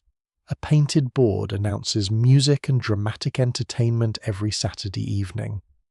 The performer most often named on the sign is Miss Adelaide Moore.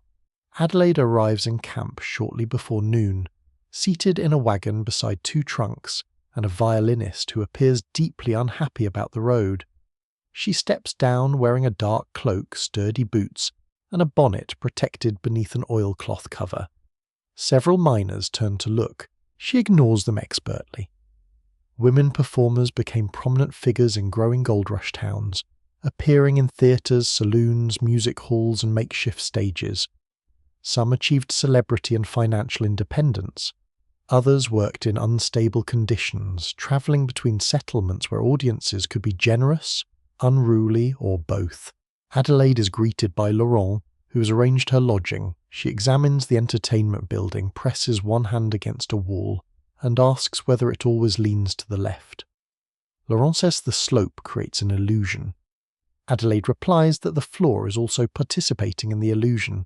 A peculiar custom in some mining theatres involved audiences throwing coins onto the stage to reward favoured performers. Occasionally small nuggets or pinches of gold dust join the shower. This sounds glamorous, until you imagine trying to finish a song while money strikes the floor near your feet, and several enthusiastic men shout requests from the darkness. Adelaide has learned to bow without stepping on coins. Near the laundry shelter, another woman arrives with a child wrapped in a red blanket. Her name is Margaret Lee, and she keeps a small boarding house with her husband near the lower trail. The child, Ruth, is 5 years old and regards the entire camp with serious suspicion. Children are rare enough here that their presence changes the atmosphere. Men lower their voices. Someone produces a carved wooden bird. Another offers Ruth a lump of sugar, which she accepts without offering gratitude, as is her right. Margaret asks Mrs. Bell about Turner, then leaves a jar of broth beside the medical tent. She has 3 boarders, 2 children, a husband with an unreliable claim, and a roof that leaks near the chimney. Nevertheless, she has found time to make broth for a sick neighbour. Economic historians remain uncertain about how often women came west primarily as dependents, and how often they arrived with deliberate plans for work, property, or independence. Surviving letters reveal many motives. Some followed husbands, some joined relatives, some fled unhappy circumstances. Some recognized that a place crowded with men lacking food, clean clothes, rooms, and basic organization offered a very practical market. By afternoon, the camp's visible machinery depends heavily on women's work. Mrs. Bell hangs shirts along ropes beneath a canvas awning. Nora prepares stew for supper. Anna bargains with Laurent over flour. Margaret balances his household accounts while rocking her child. Adelaide rehearses a song inside the leaning hall, her voice floating faintly through the snow. None of this fits neatly into the image of a lone miner kneeling beside a stream. You carry folded cloths to Dr. Pierce. Inside, Turner wakes long enough to drink a little broth. Mrs. Bell changes the covering beneath his head and tells him that he will recover because she has no intention of washing his blankets for nothing. His mouth lifts slightly. That is the first sign of the old Turner you have seen all day. When you step outside, evening gathers over the camp, lamps glow behind canvas. Cooking smoke settles among the trees. From the theatre comes the soft scrape of a violin tuning, then Adelaide's clear voice testing a final note. You realise the camp survives not only through digging, bargaining, and improvised lore. It survives because meals appear, clothes are cleaned, wounds are wrapped, accounts are kept, children are comforted, and weary people are given music. Gold may draw everyone toward the mountains, but daily life is held together by quieter forms of labour, performed again and again while the famous stories look elsewhere.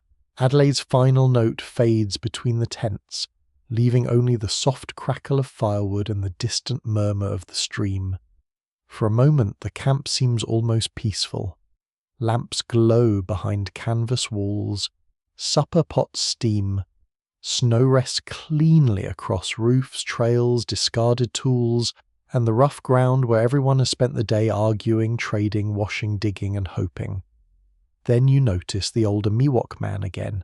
He stands near Laurent's supply tent, partly hidden by falling snow. The same woven basket hangs from one hand, though it now contains flour, a strip of cloth, and a small packet tied with cord. Laurent speaks to him briefly. Their exchange is quiet, almost routine. You watch the man turn toward the forest. This time, instead of letting him disappear, you follow at a respectful distance. Eli notices but does not stop you. He only tells you to stay near the path and return before the weather worsens. His warning sounds casual, yet the forest beyond camp is dark, unfamiliar, and far larger than the circle of firelight suggests. You walk past the last tent. The noise of the settlement weakens behind you. Axes, laughter, and clattering pans become muffled by snow. Ahead, the man's footprints lead between cedar and pine, each step placed with steady confidence. The trail is not new. Long before miners arrive with shovels and claim stakes, indigenous peoples travel through these mountains, hunt, gather plants, trade, burn selected areas, tend food sources, and maintain relationships with the land across generations. The Sierra Nevada is not an untouched wilderness waiting to be discovered. It is a lived landscape filled with names, roots, stories, responsibilities, and memory. Groups including the Miwok, Maidu, Nisenan, Washoe, Yokuts, and many others inhabit regions affected by the gold rush.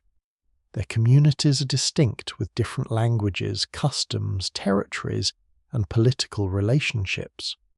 Outsiders often blur them together because outsiders have not taken the trouble to understand what is already here. The man glances back and sees you. You stop. For several seconds, neither of you speaks. Snow settles on your shoulders.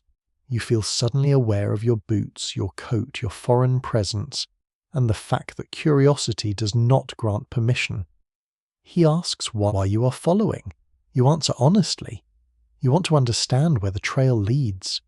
He considers this, then gestures for you to walk beside him rather than behind. His name is Suma. He speaks enough English for trade, though his pauses remind you that the conversation is taking place on terms created by newcomers. You ask whether his home is near. He does not answer immediately. Instead, he points toward the stream below. Even in darkness, you can hear its course beneath the ice. He explains that people once gathered there during certain seasons. Fish moved through deeper pools. Useful plants grew along the banks. Families knew where water remained clean after storms. Now the water carries mud. Mining transforms rivers and creeks with startling speed. Panning disturbs gravel on a small scale, while larger operations divert channels, cut banks, and send great amounts of sediment downstream. Fish habitat changes. Water becomes cloudy. Plants are buried or torn away. Places used for food gathering can become difficult or impossible to reach. You remember the dark water around your own pan, swirling with loosened soil. A single pan seemed harmless. Hundreds of pans, rockers, sluices, trenches, and redirected streams are something else. Suma leads you to a low rise overlooking the camp. From here, the tents appear small and pale beneath the snow. Smoke hangs among the trees. The settlement looks temporary, almost delicate. Yet temporary things can cause permanent changes. He points toward a cluster of stumps beside the lower trail.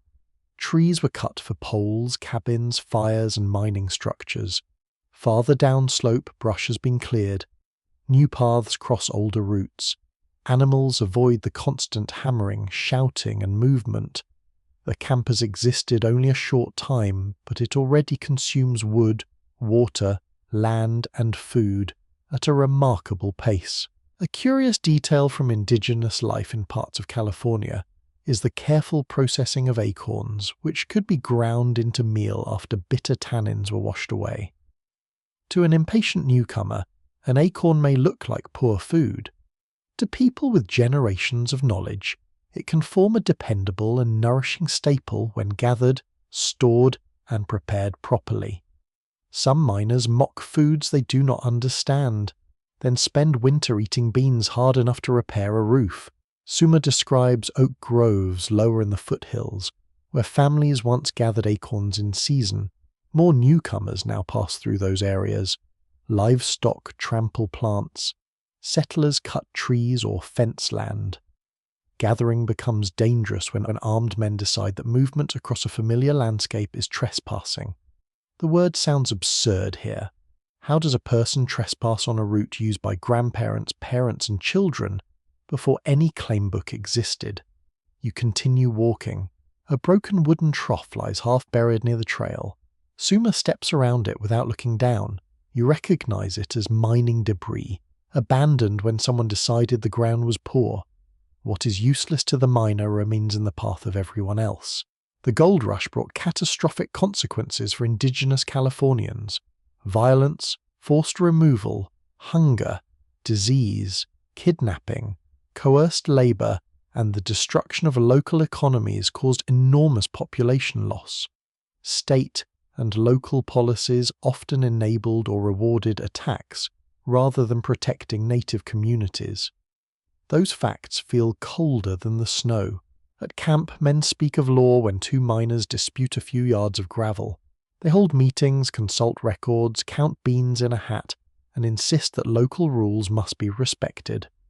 Yet the people whose homelands lie beneath every claim are rarely invited to those discussions. Suma says some families trade with miners because trade is necessary. Others work for wages, guide travelers, sell baskets, prepare food, or exchange knowledge. Some avoid settlements when they can, some resist. No single response represents everyone. A Miwok woman named Tali waits near a small shelter farther along the ridge. Two children sit beside her beneath a hide covering. A cooking basket rests near heated stones. Suma hands her the flour and cloth from Laurent's store. You remain a short distance away. Tali looks toward you, then toward the camp below. Her expression is not openly hostile, but it contains no welcome either. You're part of the movement that has arrived suddenly and begun rearranging everything. Researchers continue to dispute whether early moments of exchange in the goldfields offered any realistic possibility of coexistence, or whether the scale of migration and the hunger for land made dispossession almost inevitable. This question can become too comfortable when discussed from far away. Here, inevitability risks sounding like an excuse for choices people are actively making. Miners choose where to dig. Merchants choose what to buy. Officials choose which violence to punish and which to ignore. Settlers choose whether native lives and claims are treated as equal. The future may feel unstoppable, but it is built from decisions. Tali places several acorn cakes near the fire. Their scent is earthy and faintly sweet. One child watches you with solemn curiosity. You offer nothing, unsure what would be respectful and what would merely make you feel generous. Suma breaks a small piece from one cake and hands it to you. You taste it slowly. The texture is dense and soft. The flavor is mild, carrying smoke from the fire and something nut-like beneath it. It is not exotic. It is food, prepared through knowledge you do not possess. You think of Laurent's shelves, the expensive flour, the dried apples, the beans boiled until they surrender. Camp life depends on imported supplies, yet the land already offers food to those who understand its seasons and methods. That understanding is not freely available simply because newcomers need it. The wind grows stronger. Suma tells you to return before the trail disappears. You thank him, though the words feel small. He nods once and turns back toward Tali and the children. You walk downhill alone. From the ridge the campfire looks bright and inviting. As you approach, familiar smells return. Bacon, coffee, wet wool, smoke. Men call to one another. A shovel falls against a crate. Someone complains about the price of candles. Nothing appears changed. Yet when you step over the claim boundary near your tent, the marker no longer looks harmless. It is a small stake driven into land that already carried meaning. You sit beside the fire without speaking. Snow melts on your coat. Eli passes you a cup and you hold it between both hands. Across the darkness, Suma's trail is already fading beneath fresh white flakes. The camp glows warmly, but beyond that warmth lies a history deeper than any shaft, older than any claim, and far more costly than the gold everyone hopes to find. The cup warms your palms, but your thoughts remain on the fading trail beyond the tents. Snow covers the ridge where Suma stood, softening every footprint until the forest appears untouched again. The campfire glows as before, yet the claim stakes now seem sharper, the stream more troubled, and the easy language of discovery much less innocent. A new sound reaches you from the lower path. It is not the clatter of a mule train or the lonely scrape of a shovel. Several voices move together through the dark, speaking in a language you do not understand. Lantern light flickers between the trees. Then a small group of men enters camp carrying bundles, tools, cooking pots, and bamboo shoulder poles balanced with practiced care. Laurent rises at once. New customers can revive even the sleepiest merchant. The arrivals are Chinese miners, recently come from a settlement farther down the river. Their coats are damp from the journey and snow rests on their broad hats. One man carries 2 baskets suspended from a pole across his shoulders, distributing the weight so evenly that he walks through the mud with more grace than anyone has a right to possess after climbing a mountain trail. They pause near the fire. Some miners look up with curiosity, others become guarded. A few barely react. California camps have grown used to strangers, but familiarity does not always produce welcome. A man named Liang speaks with Laurent in careful English. He asks about rice, lamp oil, candles, salt, and the price of a small tent. Laurent names amounts that make even Eli raise an eyebrow. Liang listens without expression. Then he produces a written list of prices from another camp.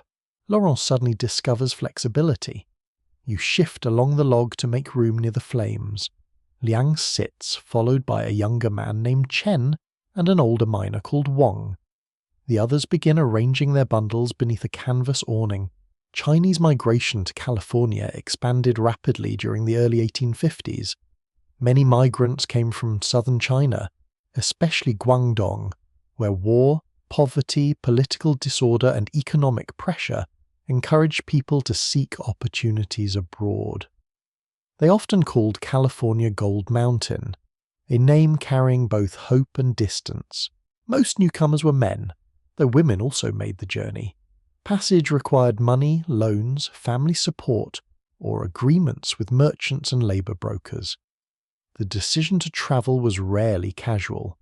It tied the migrant to relatives, villages, debts, and expectations across the Pacific. Liang removes his gloves and holds his hands toward the fire. His fingers are cracked from cold water. He has mined in California for nearly a year, moving when old claims are abandoned or when local rules make remaining impossible. He asks how much gold your claim has produced. You describe the tiny speck in Eli's vial. Liang smiles gently and says the mountain has shown you 1 tooth. You're not entirely sure what this means, but it sounds more impressive than your earnings deserve. The Chinese miners unpack a small iron pot and begin preparing supper. Rice goes into boiling water. Dried vegetables soften in another vessel. A little salted fish is cut into strips, and soon the air carries aromas unfamiliar to the usual camp mixture of bacon, beans, and smoke. Turner would probably have offered an opinion. His absence beside the fire feels noticeable. Chen pours tea into small cups without handles. The drink is pale and fragrant. He offers one to you. Its warmth is gentler than coffee, and there are no grounds waiting at the bottom like a final insult. Some Chinese miners maintained food habits that differed from those of many American camps, purchasing rice, tea, dried seafood, preserved vegetables, and familiar seasonings through merchant networks. Such supplies were not merely comforts. They supported community ties and offered continuity in a place where nearly everything else felt uncertain. Chinese merchants played an important role in organizing credit, transportation, employment, lodging, correspondence, and imported goods. A mining group might depend on a storekeeper who could connect the camp to San Francisco and San Francisco to ports across the Pacific. Wong opens a folded packet containing dried mushrooms. Samuel leans closer, fascinated. Wong allows him to smell one, then explains through Liang that it will improve the broth. Samuel asks whether it has medicinal value. Ling says it has flavour. Samuel appears almost disappointed. One odd little detail from camp life is that some Chinese miners grew vegetables in small garden plots near settlements, using careful irrigation and intensive cultivation. Miners who laughed at the unfamiliar plants often became eager customers, once weeks of salt meat had reduced their enthusiasm for culinary tradition. A cabbage can achieved surprising social power in a camp without fresh produce. After eating, Liang shows Eli a wooden device used for washing gravel. It is neat, compact, and repaired with thin strips of metal. Chinese miners were often praised, even by people who treated them unfairly, for patient reworking of claims others had abandoned. They sometimes recovered gold from tailings, the piles of discarded earth left behind after earlier washing. What one miner called exhausted ground could still reward slower work, better organization, or a willingness to process smaller returns. This patience attracted admiration and resentment in equal measure. As gold became harder to find, competition sharpened. Foreign miners faced taxes imposed by California authorities, along with local exclusion, intimidation, and theft. Chinese miners were frequently driven from valuable claims or forced on to poorer ground. Their success on supposedly worthless land could then be used as proof that they were somehow taking too much. The logic is cruelly circular. You watch Chen mend a torn sleeve with quick, precise stitches.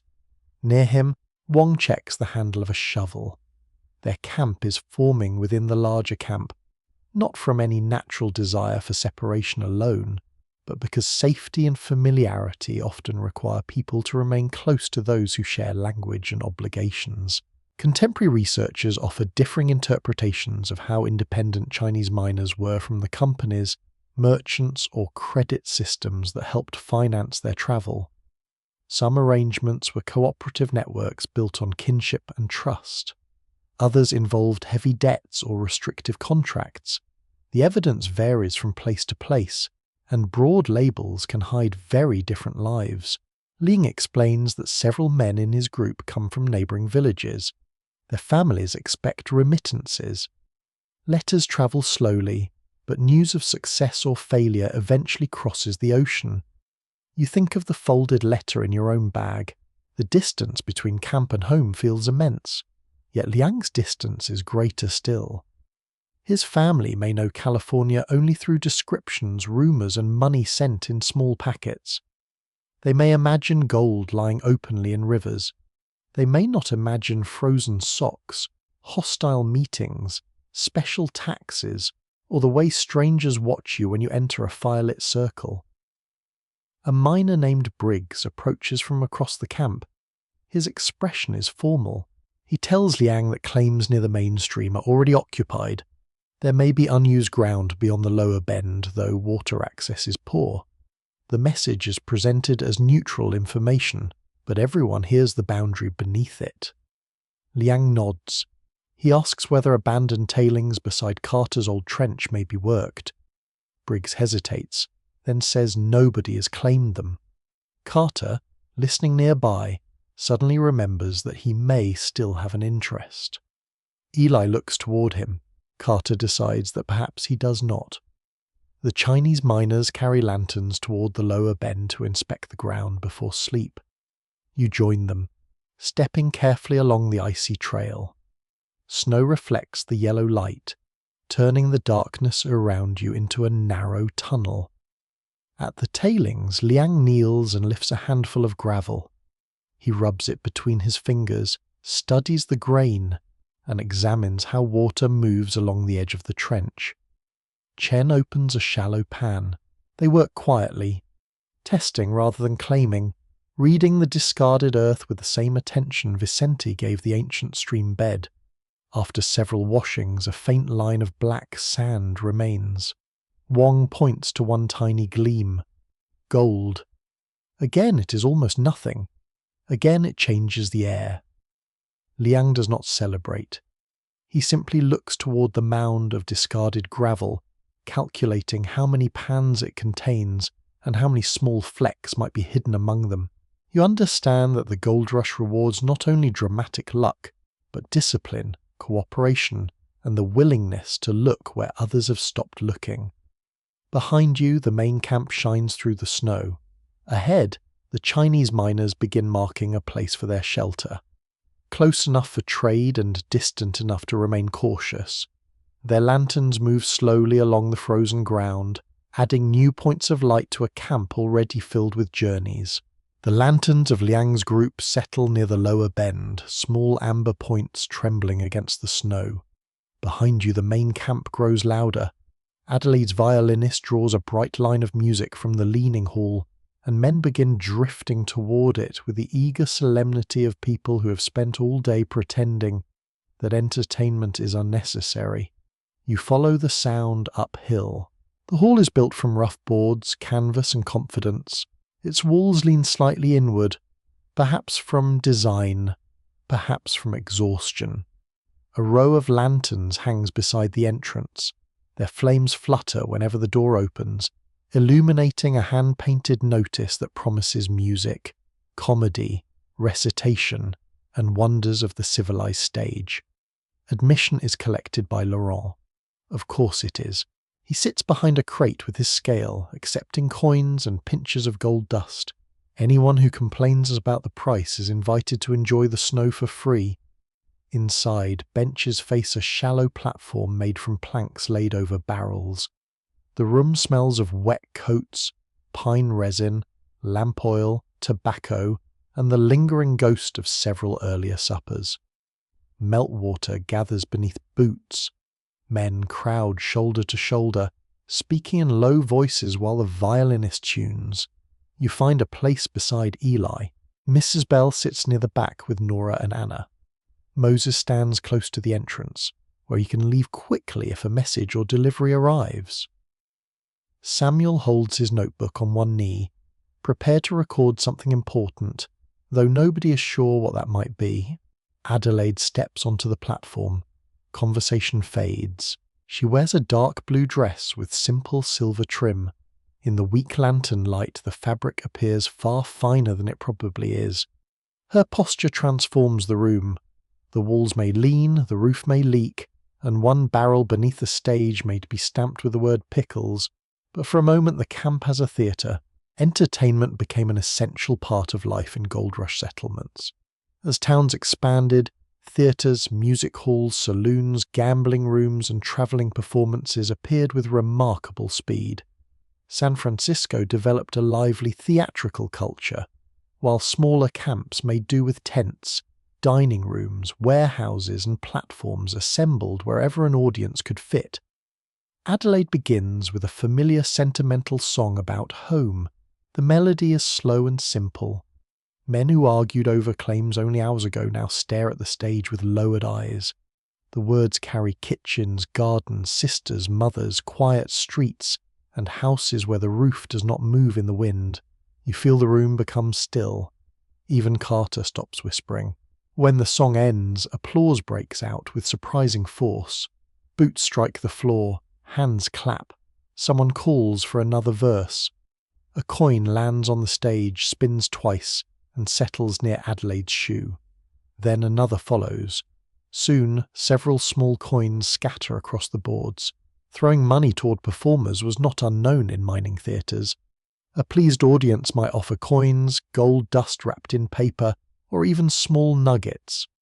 The custom sounds generous until one remembers that the performer must continue smiling while metal arrives from several directions. Adelaide bows carefully. The violinist steps forward to collect the gifts before anyone decides appreciation should become artillery. The mood changes with the next act. A miner named Jenkins climbs onto the platform wearing a false beard over his real beard. He announces that he will perform impressions of important men in camp. This produces immediate enthusiasm and a little concern. His first subject is Dr. Pierce. Jenkins narrows his eyes, holds a spoon like a medical instrument, and declares that every illness requires rest, broth, and a bottle nobody can identify. The audience roars. Even Pierce, seated near the sidewall, laughs behind one hand. Next comes Laurent. Jenkins rubs his fingers together and announces that breathing inside the hall will now cost $2. Laurent does not laugh immediately, but everyone else does, so he eventually joins them for commercial reasons. The final impression is Briggs conducting a miners' meeting. Jenkins pounds a tin cup against a crate and asks 12 men to speak one at a time. He then imitates all 12 shouting together. Briggs watches with the expression of someone reconsidering the value of free expression. Humour in a mining camp is rarely delicate. Practical jokes, exaggerated stories, nicknames, comic songs and impersonations help release frustration. They also allow people to criticise powerful neighbours without beginning another official dispute beside the fire. Sometimes the joke becomes the only safe truth in the room. After Jenkins bows, 4 miners carry a table onto the platform. Cards are placed at its centre. The entertainment has shifted into a demonstration of skill, chance, and perhaps fraud. A professional gambler named Mr. Vale removes his coat and rolls up his sleeves. His hands are clean, which makes him immediately suspicious. He invites Samuel to examine the deck. Samuel studies the cards, shuffles them, and returns them with scholarly seriousness. Vale asks him to select one. Samuel does so. Vale places the deck behind his back, brings it forward, and reveals Samuel's card from inside his own sleeve.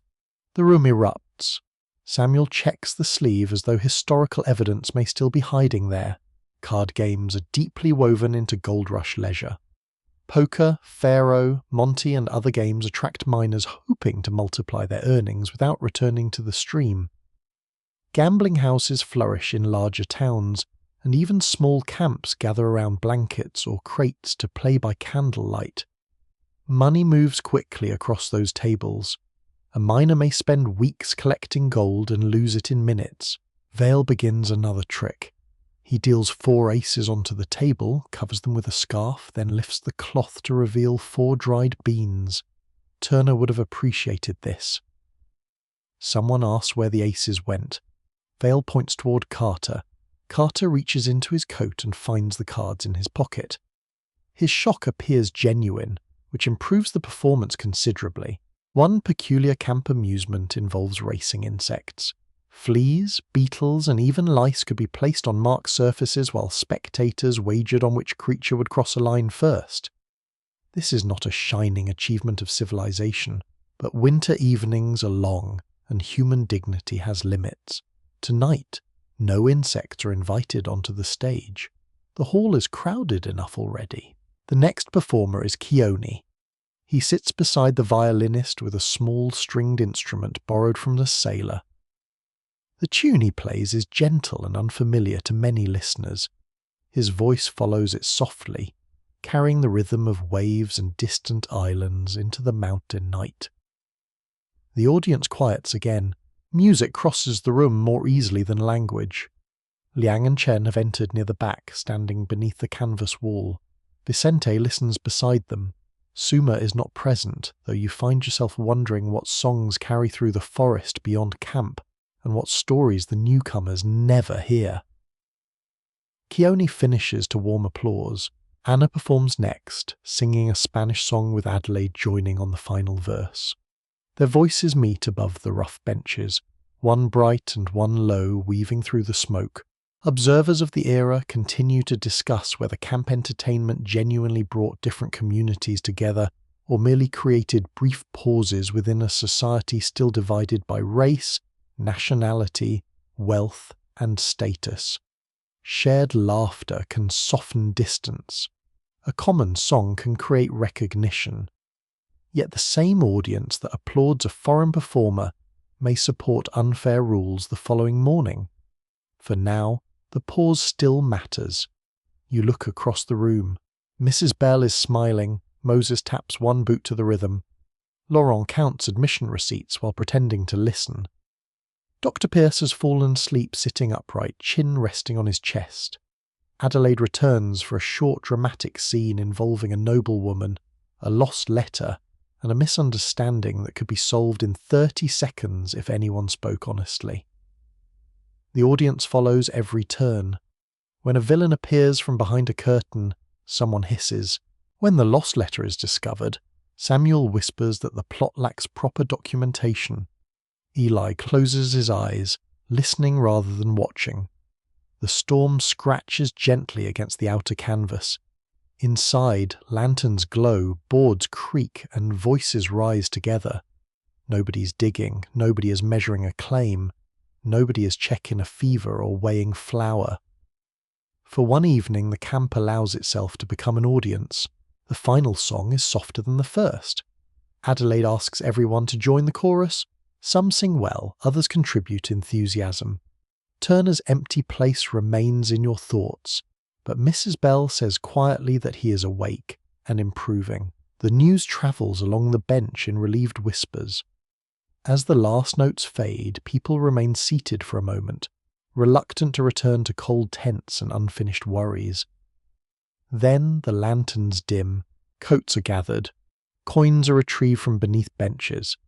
The crowd spills into the snow, laughing, humming, and arguing over how Vale placed those cards in Carter's pocket. You walk beside Eli toward the fire. Behind you, the leaning hall glows through its seams. Ahead, the camp waits with its cards, newspapers, jokes, rumours, and long, dark hours still to fill. The music follows you out of the hall, faint at first, then swallowed by the snow. Men continue humming fragments of the final chorus as they cross the camp, though most lose the tune before reaching their tents. Laughter lingers near the doorway. Vale's card trick is already becoming more elaborate in the retelling, and by tomorrow Carter will probably have discovered an entire deck inside his coat. Near the main fire, however, another game is beginning. A blanket has been spread across a crate. Coins, gold dust, and folded notes rest beside a deck of cards. 4 men sit close together beneath a hanging lantern, their faces calm in the deliberate manner of people preparing to make poor decisions. Mr. Vale takes the empty place at the table. You and Eli stop nearby. The first hands are modest. A few coins move from one side to the other. Cards slide across the blanket with a soft, dry sound. Nobody speaks beyond the necessary words. The silence gives the game an air of serious business, which is useful when everyone involved is depending on chance. Carter joins them. He places a small pouch beside his elbow. You recognize it as the pouch that holds his recent earnings. Only this morning he'd complained that flour was too expensive. Tonight the same money appears light enough to risk on a pair of cards. Gold fever does not end when a miner leaves the stream.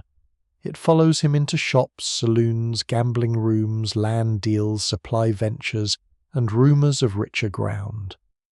The possibility of sudden fortune changes the scale of ordinary judgment. A week's wages can seem insignificant beside the wealth a person imagines winning by midnight. California's early gold rush economy grew at extraordinary speed.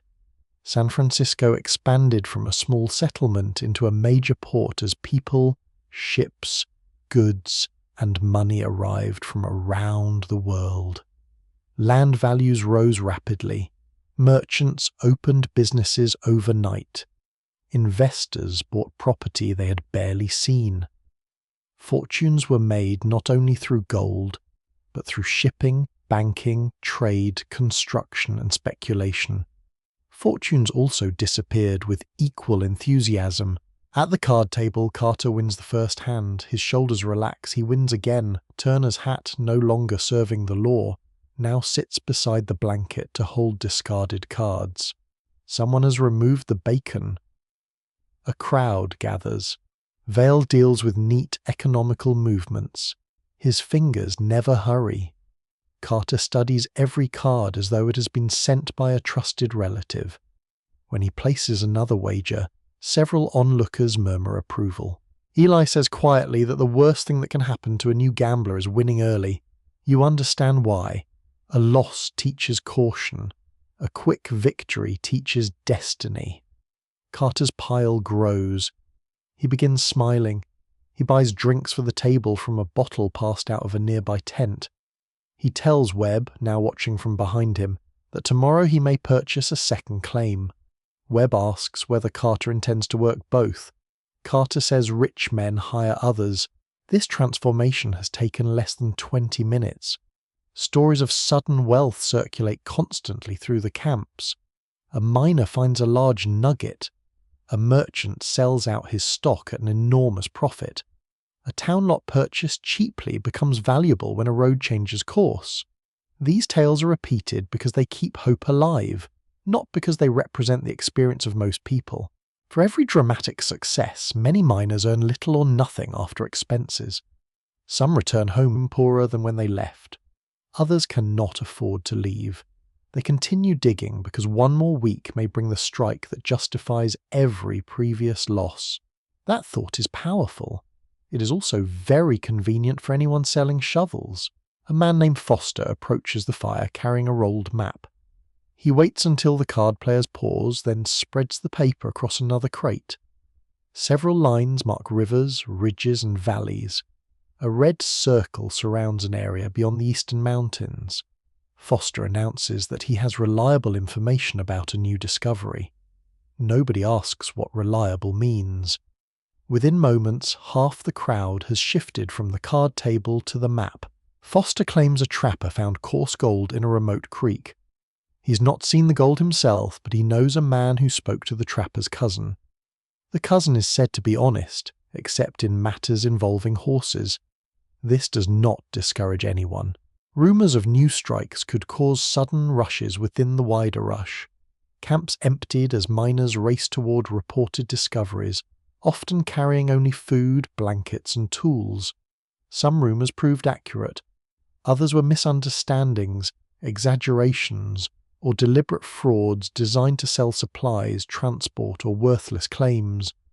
Foster offers shares in an expedition. The cost includes pack animals, provisions, and exclusive access to his map. The map, you notice, contains several blank spaces and one mountain, drawn in a style suggesting the cartographer became tired.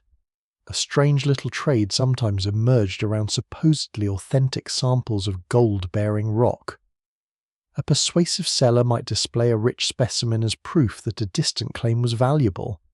Less honest operators could add gold to ordinary stone, a trick known as salting a claim. In its simplest form, a person scatters gold dust or small particles into otherwise barren ground, then invites buyers to test it.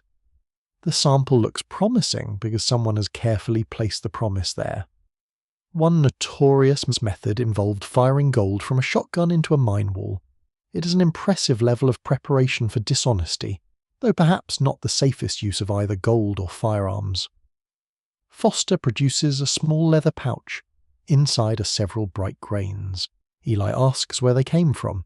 Foster says the Eastern Creek. Eli asks who collected them. Foster says the trapper. Eli asks the trapper's name. Foster suddenly becomes interested in the weather. The expedition loses some of its shine. Back at the card table, Carter's fortune has begun moving in the opposite direction. Vale wins 2 hands, then Webb wins 1. Carter increases his wager, certain that the next cards will correct the evening. They do not. His pile shrinks. You watch his expression change from confidence to concentration, then from concentration to irritation. Each loss makes the next wager more urgent. He's no longer playing to become richer. He's playing to return to the moment when he was ahead. Writers examining the gold rush have long differed over whether gold fever should be understood mainly as irrational mass excitement or as a reasonable response to rare but genuine opportunities in a rapidly changing economy. The dream was not entirely false. Some people did become wealthy. That truth made every empty pan and failed investment easier to endure for one more day. The difficulty lay in judging when hope had become a trap. Carter loses again, his pouch is nearly flat. Webb tells him to stop. Carter replies that he only needs one strong hand. Vale says nothing. He simply gathers the cards and deals. This time Carter stares at his hand for a long moment. The fire pops beside him. Snow melts from the edge of the awning and falls in slow drops. He pushes the rest of his gold forward. Nobody in the crowd breathes comfortably. Vale reveals his cards. Carter has lost. For several seconds he remains perfectly still. Then he rises, pulls on his gloves and walks away without speaking. The men around the blanket avoid looking directly at one another. Vale gathers the winnings. His movements remain tidy, but the performance has lost its charm. Eli leads you toward the lower path. Near Laurent's shop, a notice has been nailed to a post. A miner is offering to sell a claim because of urgent family circumstances. Another sheet advertises a partnership in a hydraulic venture not yet built. A third promises repayment with generous interest to anyone willing to finance supplies. Every notice contains possibility. Every possibility requires money. At the edge of camp, you see a man packing his belongings into a small bundle. His name is Collins, the miner whose injured hand Pierce bandaged. He has decided to leave for Sacramento. His wound is healing, but his claim has produced nothing, and his debt to Laurent continues growing. He owns a blanket, a pan, a spare shirt, and a ticket purchased with money borrowed from Moses. Collins says he may find work in a warehouse. He says this lightly, as though leaving the diggings were an ordinary change of plan rather than the burial of a private dream. You help tie his blanket. He gives his pan to a newcomer who arrived that afternoon. The newcomer accepts it eagerly, unaware or unwilling to care that the object carries no luck at all. Perhaps luck is not something tools retain. Perhaps people simply hand hope to one another because carrying all of it alone becomes tiring. You return to the fire. Carter sits beyond the light, staring toward the claim markers hidden under snow. Foster has rolled up his map and moved elsewhere in search of more receptive investors. Vale counts his gold behind a canvas screen. The camp is full of people chasing wealth, yet empty pockets seem almost as common as full ones. Money arrives in pinches and departs in meals, medicine, wages, tools, transport, and promises. You think of the tiny fleck in Eli's vial. It had seemed small beside the dream of riches. Now it seems honest. The snow continues falling, covering the paths toward failed claims and rumoured fortunes alike. Tomorrow men will return to the stream. They will lift gravel, watch the pan, and wait for one bright point to tell them that hope remains reasonable. Tonight the fire burns low while ambition quietly counts its losses. The last glow of the gambling fire fades behind you as you return to the tent with Eli. Carter remains somewhere beyond the circle of light, sitting with the silence of a man who has lost more than gold. Foster has carried his map away. Vale has closed his game. The camp seems to draw inward, each person retreating behind canvas with debts, hopes, medicines, wet socks, and unfinished thoughts. You lift the tent flap and crawl inside. The air is dark and close. Your blanket lies where you left it, spread over pine boughs that have flattened beneath several nights of sleep.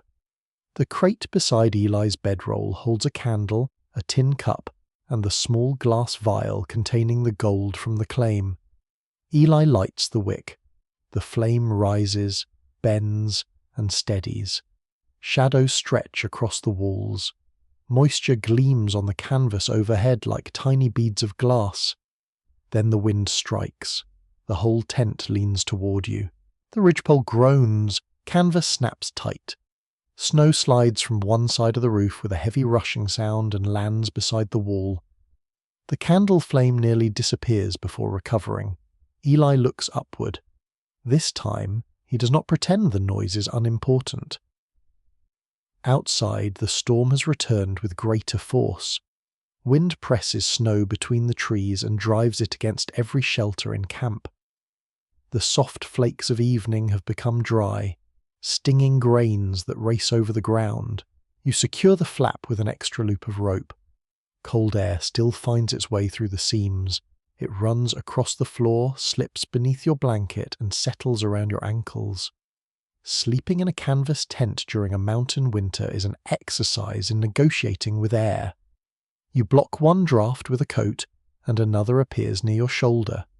You tuck the blanket beneath your feet, and cold creeps along your neck. The storm seems to possess detailed knowledge of human anatomy.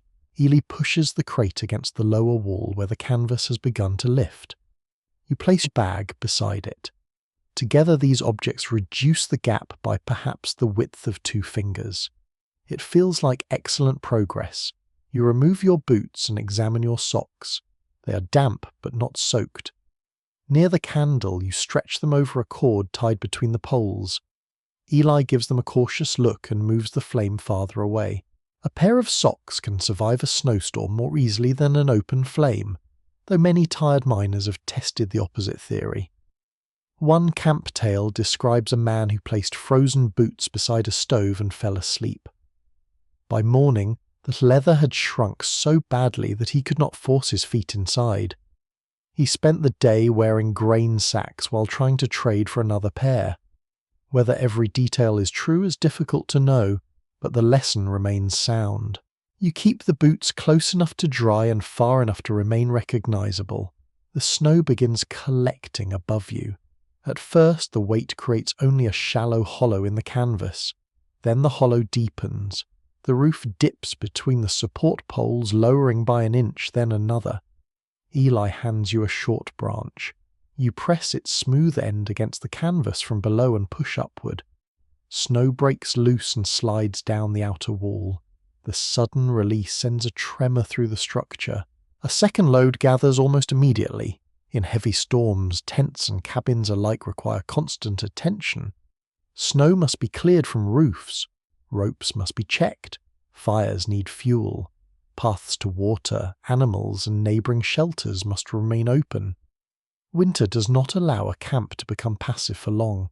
By the early 1850s, mining settlements spread into areas where severe weather could halt work, isolate travellers, and cut off supplies. Some camps emptied during winter as miners moved toward lower ground. Others remained active, especially where claims seemed promising enough to justify cold, hunger, and delayed transport. You wonder what level of promise could justify this particular night. The answer may be sitting in the tiny vial on the crate. A faint yellow glimmer rests at the bottom, barely visible beside the candle. You and Ely have spent hours in frozen water for those few particles. The amount would not purchase the pie you ate outside Laurent's shop. Still, leaving would mean accepting that the next pan might have held more. This is how the mountains keep people. The wind rises again. Something strikes the tent wall. You freeze. The sound comes a second time, a dull scrape followed by a soft thump.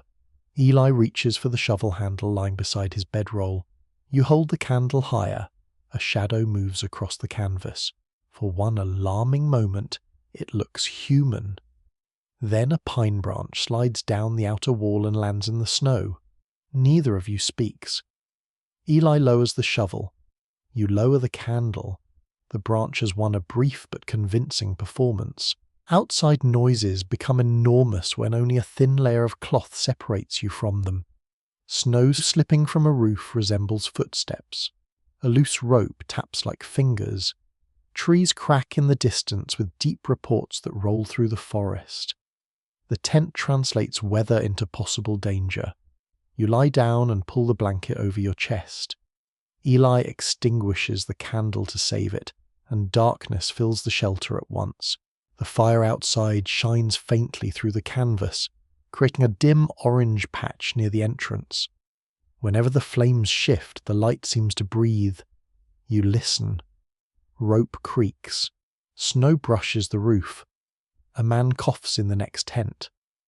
Farther away, a mule stamps within its enclosure. Its harness rings softly.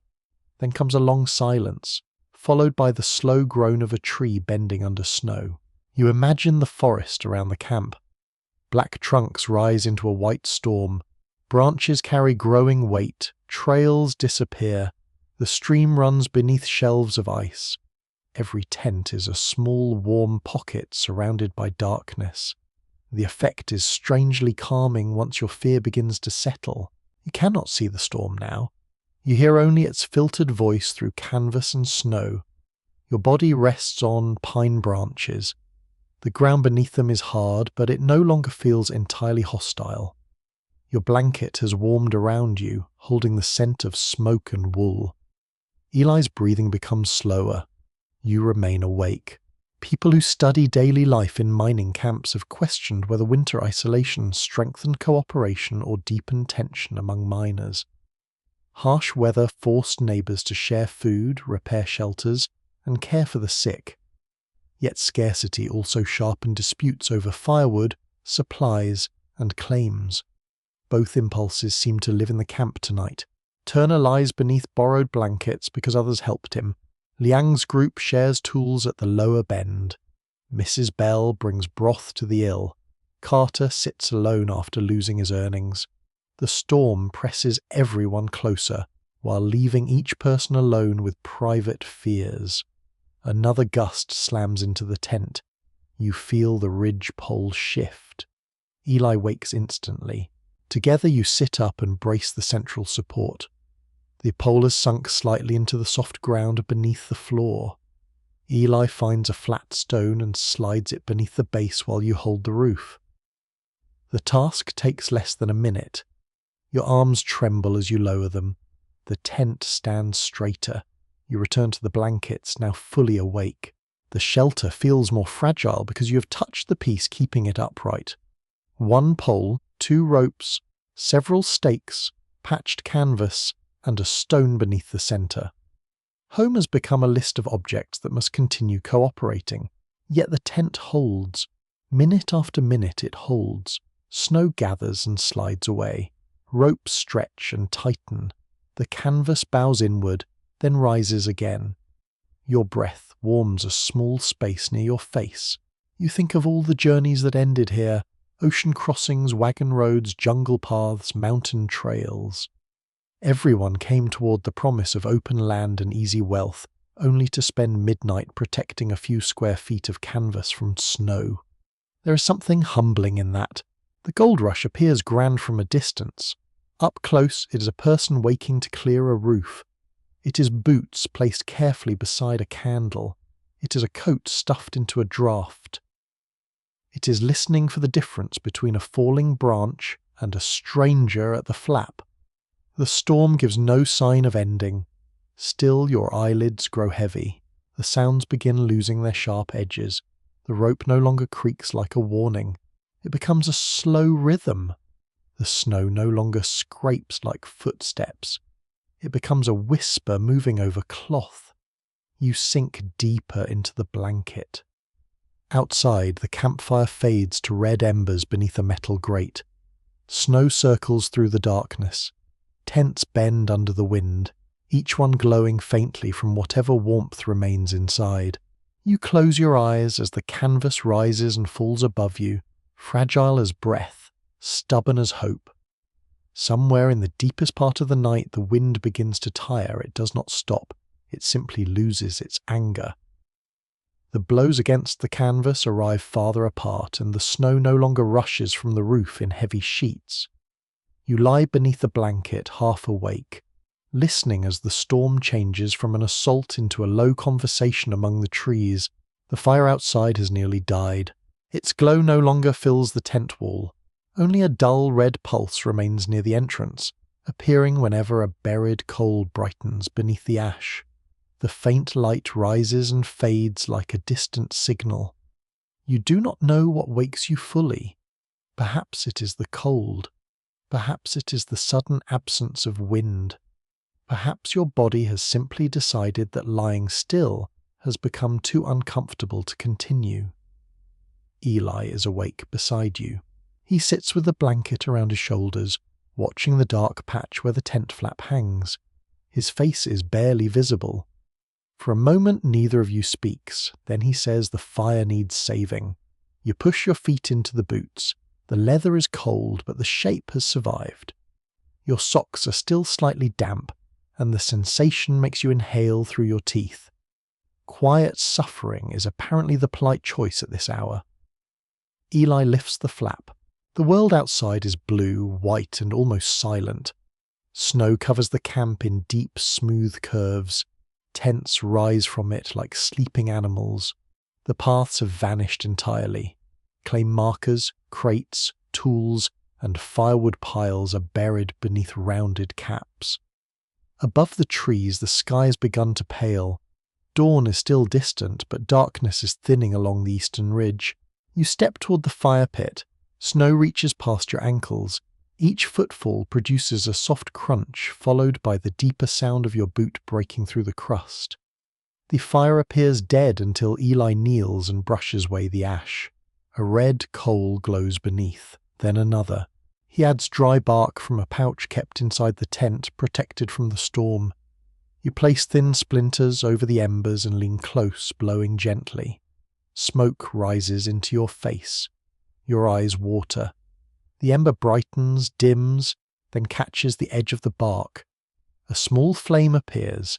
It is no larger than your thumb, yet it immediately changes the morning. Fire tending was essential work in camps where matches, dry fuel, and kindling might be limited. Keeping embers alive through the night could save time and effort before dawn. A neglected fire meant searching for dry material in bad weather, or borrowing flame from a neighbour, which required admitting that someone else had managed his household more successfully. You cup your hands around the new flame while Eli adds twigs. The fire grows slowly, orange against the blue snow. Other people begin to emerge. Moses appears first, wrapped in a blanket like a solemn ghost. He carries a tin cup and says nothing. Mrs. Bell follows from the direction of Dr. Pierce's tent. Her hair is covered, her sleeves are rolled, and she looks far more awake than anyone has a right to look before sunrise. Turner's fever has broken. The words are quiet, but relief moves through the gathering at once. He's still weak. He will remain in bed. He has asked whether the beans burned while he was ill, which Mrs. Bell considers a favourable sign. Eli pours water into the coffee pot. Soon the familiar bitter smell rises with the smoke. One by one, more sleepers gather around the flames. Nobody sits in the usual places because the logs are buried. Men stand, crouch, or balance on overturned buckets dug from the snow. Carter comes last. His shoulders are hunched. He does not mention the cards and nobody asks. Webb hands him a cup of coffee without ceremony. Carter accepts it with a small nod. In the grey hour before work, kindness often appears without explanation. The conversation moves quietly. Samuel says the storm may have blocked the upper trail. Moses believes the lower road will remain passable if the sun appears.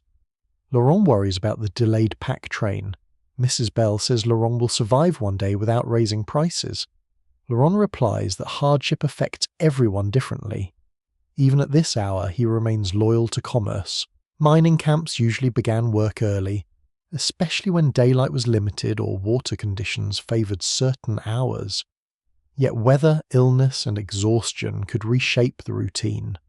On a morning after heavy snow, the first labour was not always mining. Roofs had to be cleared, animals checked, fires revived, and access to water reopened. The camp's great pursuit of wealth pauses, while everyone searches for a shovel that is buried somewhere near a tree. A peculiar custom in some rough settlements involved assigning humorous fines for minor camp offences. A man who slept too late, burned supper, or told an especially poor story might owe coffee, firewood, or a round of drinks. The penalties were not official law, merely social entertainment disguised as justice. Turner once fined Eli 1 spoonful of sugar for falling asleep during a tale about a sea voyage. Eli still maintains that the story was longer than the voyage itself. The coffee reaches you. It is weak, smoky, and wonderfully hot. You hold the cup beneath your face and breathe in the steam. Around the fire, expressions soften. The dark shapes of people become recognizable again. Samuel reads part of a letter he received from home. He does not share the private portions. He reads only a description of autumn rain, a church supper, and a neighbour's new fence. The details are ordinary, almost aggressively so. That is why everyone listens. A new fence in Massachusetts feels more distant than the moon. Moses speaks next. He remembers Philadelphia streets after snow, when wagon wheels cut brown lines through the white and shopkeepers swept their steps before breakfast. Keone describes warm rain on the deck of a ship. Vicente recalls evenings in Sonora when the ground held the day's heat after sunset. Nobody offers a grand speech about loneliness. They speak instead about weather, bread, smells, doors, trees, and the sound of familiar voices in another room. Homesickness prefers small objects. You think of the folded letter in your bag. Its creases are soft from handling. You have read it enough times to know where each sentence sits on the page, yet you still hesitate to open it because memory can warm and wound with the same touch. Those who study migrant letters from the gold rush continue to differ on how accurately miners described camp life to families at home. Some accounts emphasize opportunity and success, perhaps to justify leaving or encourage relatives to join them. Others dwell on hardship, illness, and disappointment. Many probably soften the truth in both directions. A letter can be confession, advertisement, comfort, and performance all at once. You wonder what you would write. Would you mention the snow pressing against the tent? Would you describe Turner's fever, Carter's losses, Suma's trail, Liang's careful pan, or the tiny honest fleck in Eli's vial? Perhaps you would say only that the mountains are beautiful and work is difficult. That sentence could hide almost everything. The sky lightens further. Black trees separate from the darkness. Their branches sag beneath snow.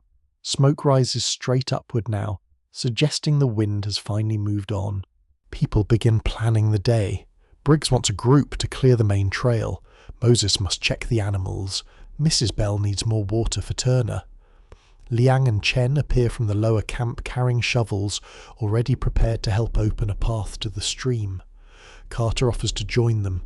His voice is rough from lack of sleep. Webb says they can begin near the disputed trench. There is no mention of yesterday's arguments. Snow has hidden the boundary markers, and practical work comes first. For a few hours at least, the camp must cooperate with itself. You look down at the fire. The flames are steady now. Coffee bubbles in the pot. Someone places a pan of bacon near the coals, and the first quiet sizzle moves through the morning. Tomorrow will resemble yesterday in many ways. The same gravel will wait beneath the snow, the same tools will strike frozen ground. Laurent will charge too much. Mrs. Bell will carry water. Samuel will write. Vale may open another game. Claims will promise more than they provide. The repetition is exhausting. It is also reassuring. Routine gives shape to uncertainty. You know where the fire stands. You know which tent leaks, which path reaches the stream, which cup belongs to Eli, and which voice belongs to Turner even when it comes weakly from behind a canvas wall. This camp is no longer entirely strange. You finish the coffee and watch pale light spread across the roofs. Snow begins slipping from the pine branches in soft falls. Each release makes a muffled thump, followed by silence. A shovel is passed into your hands. You rise.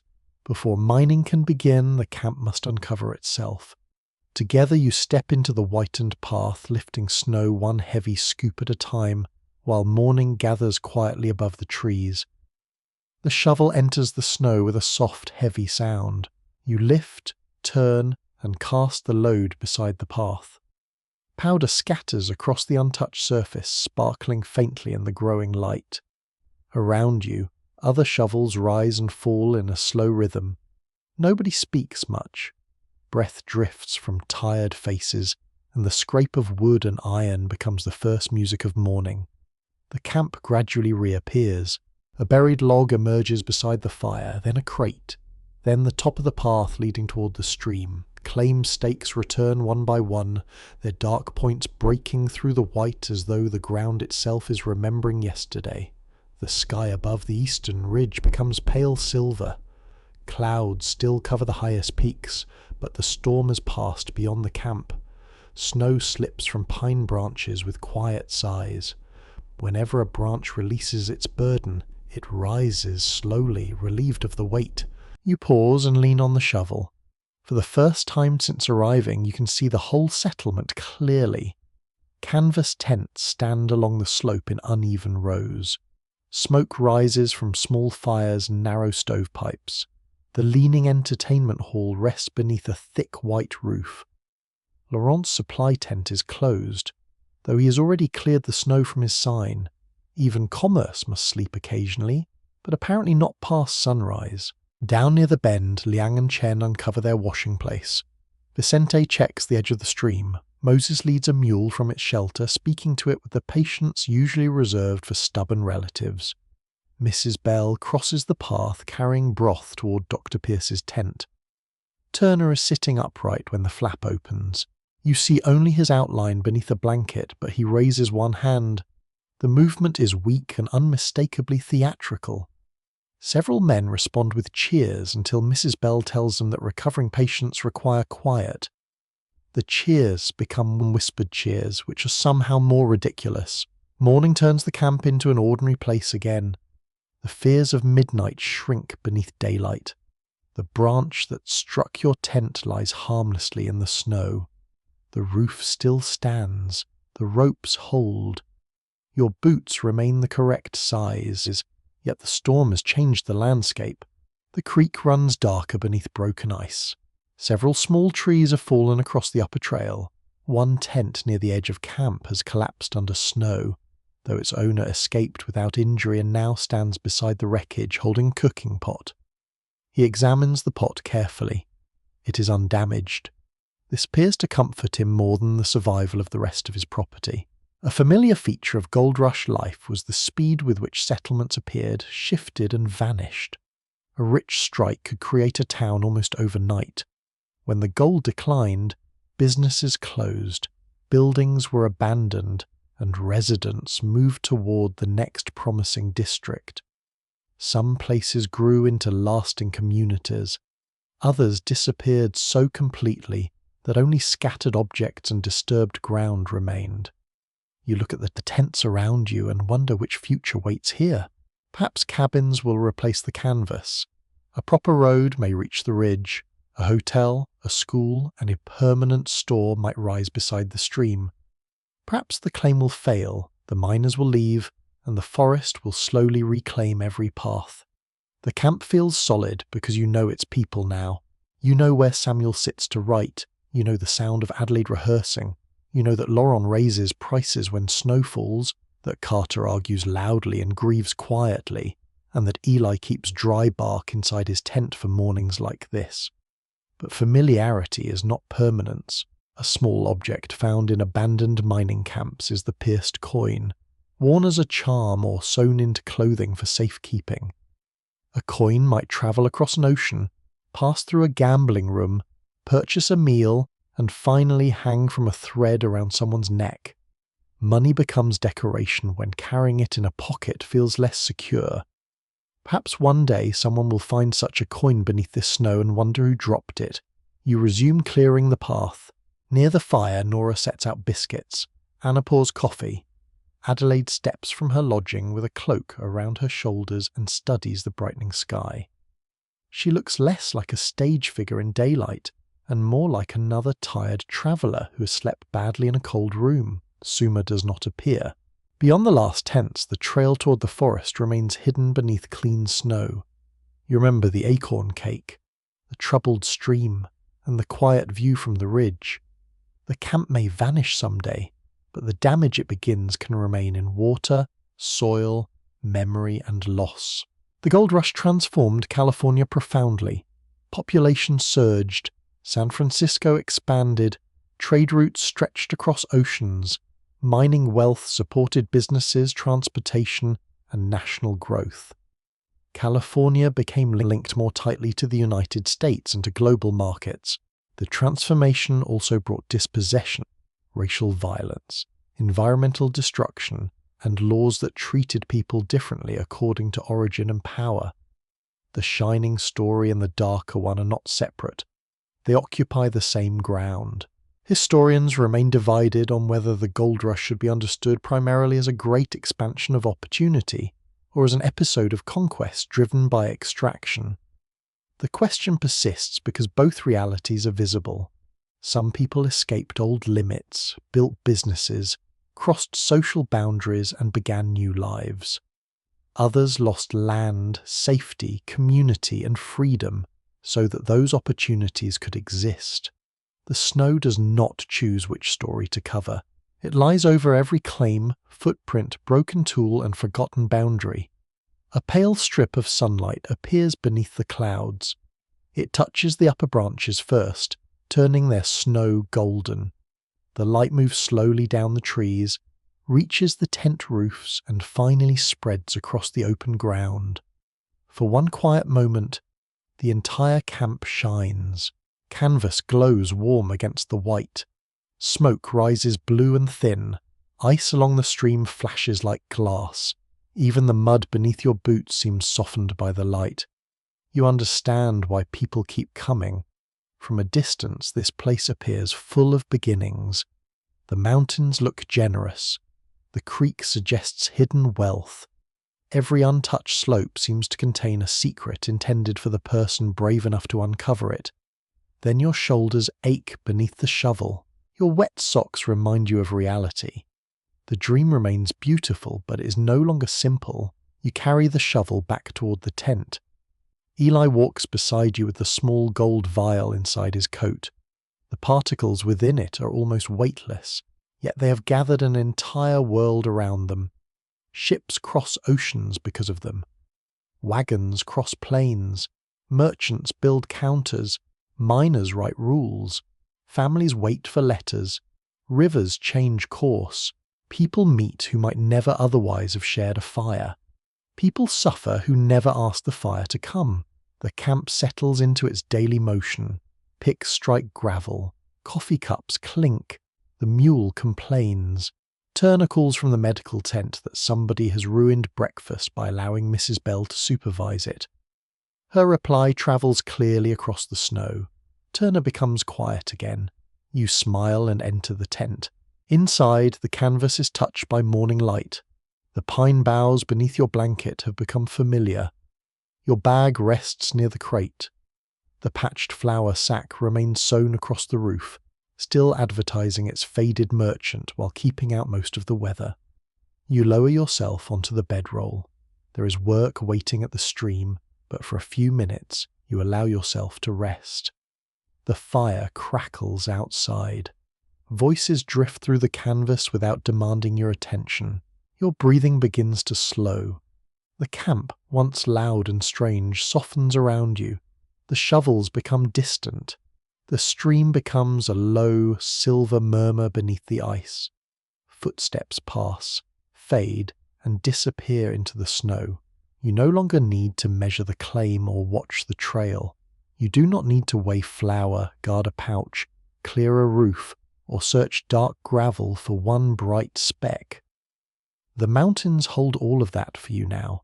You settle deeper beneath the blanket, warm enough, safe enough, while sunlight spreads gently over the white diggings. The smoke rises. The canvas rests.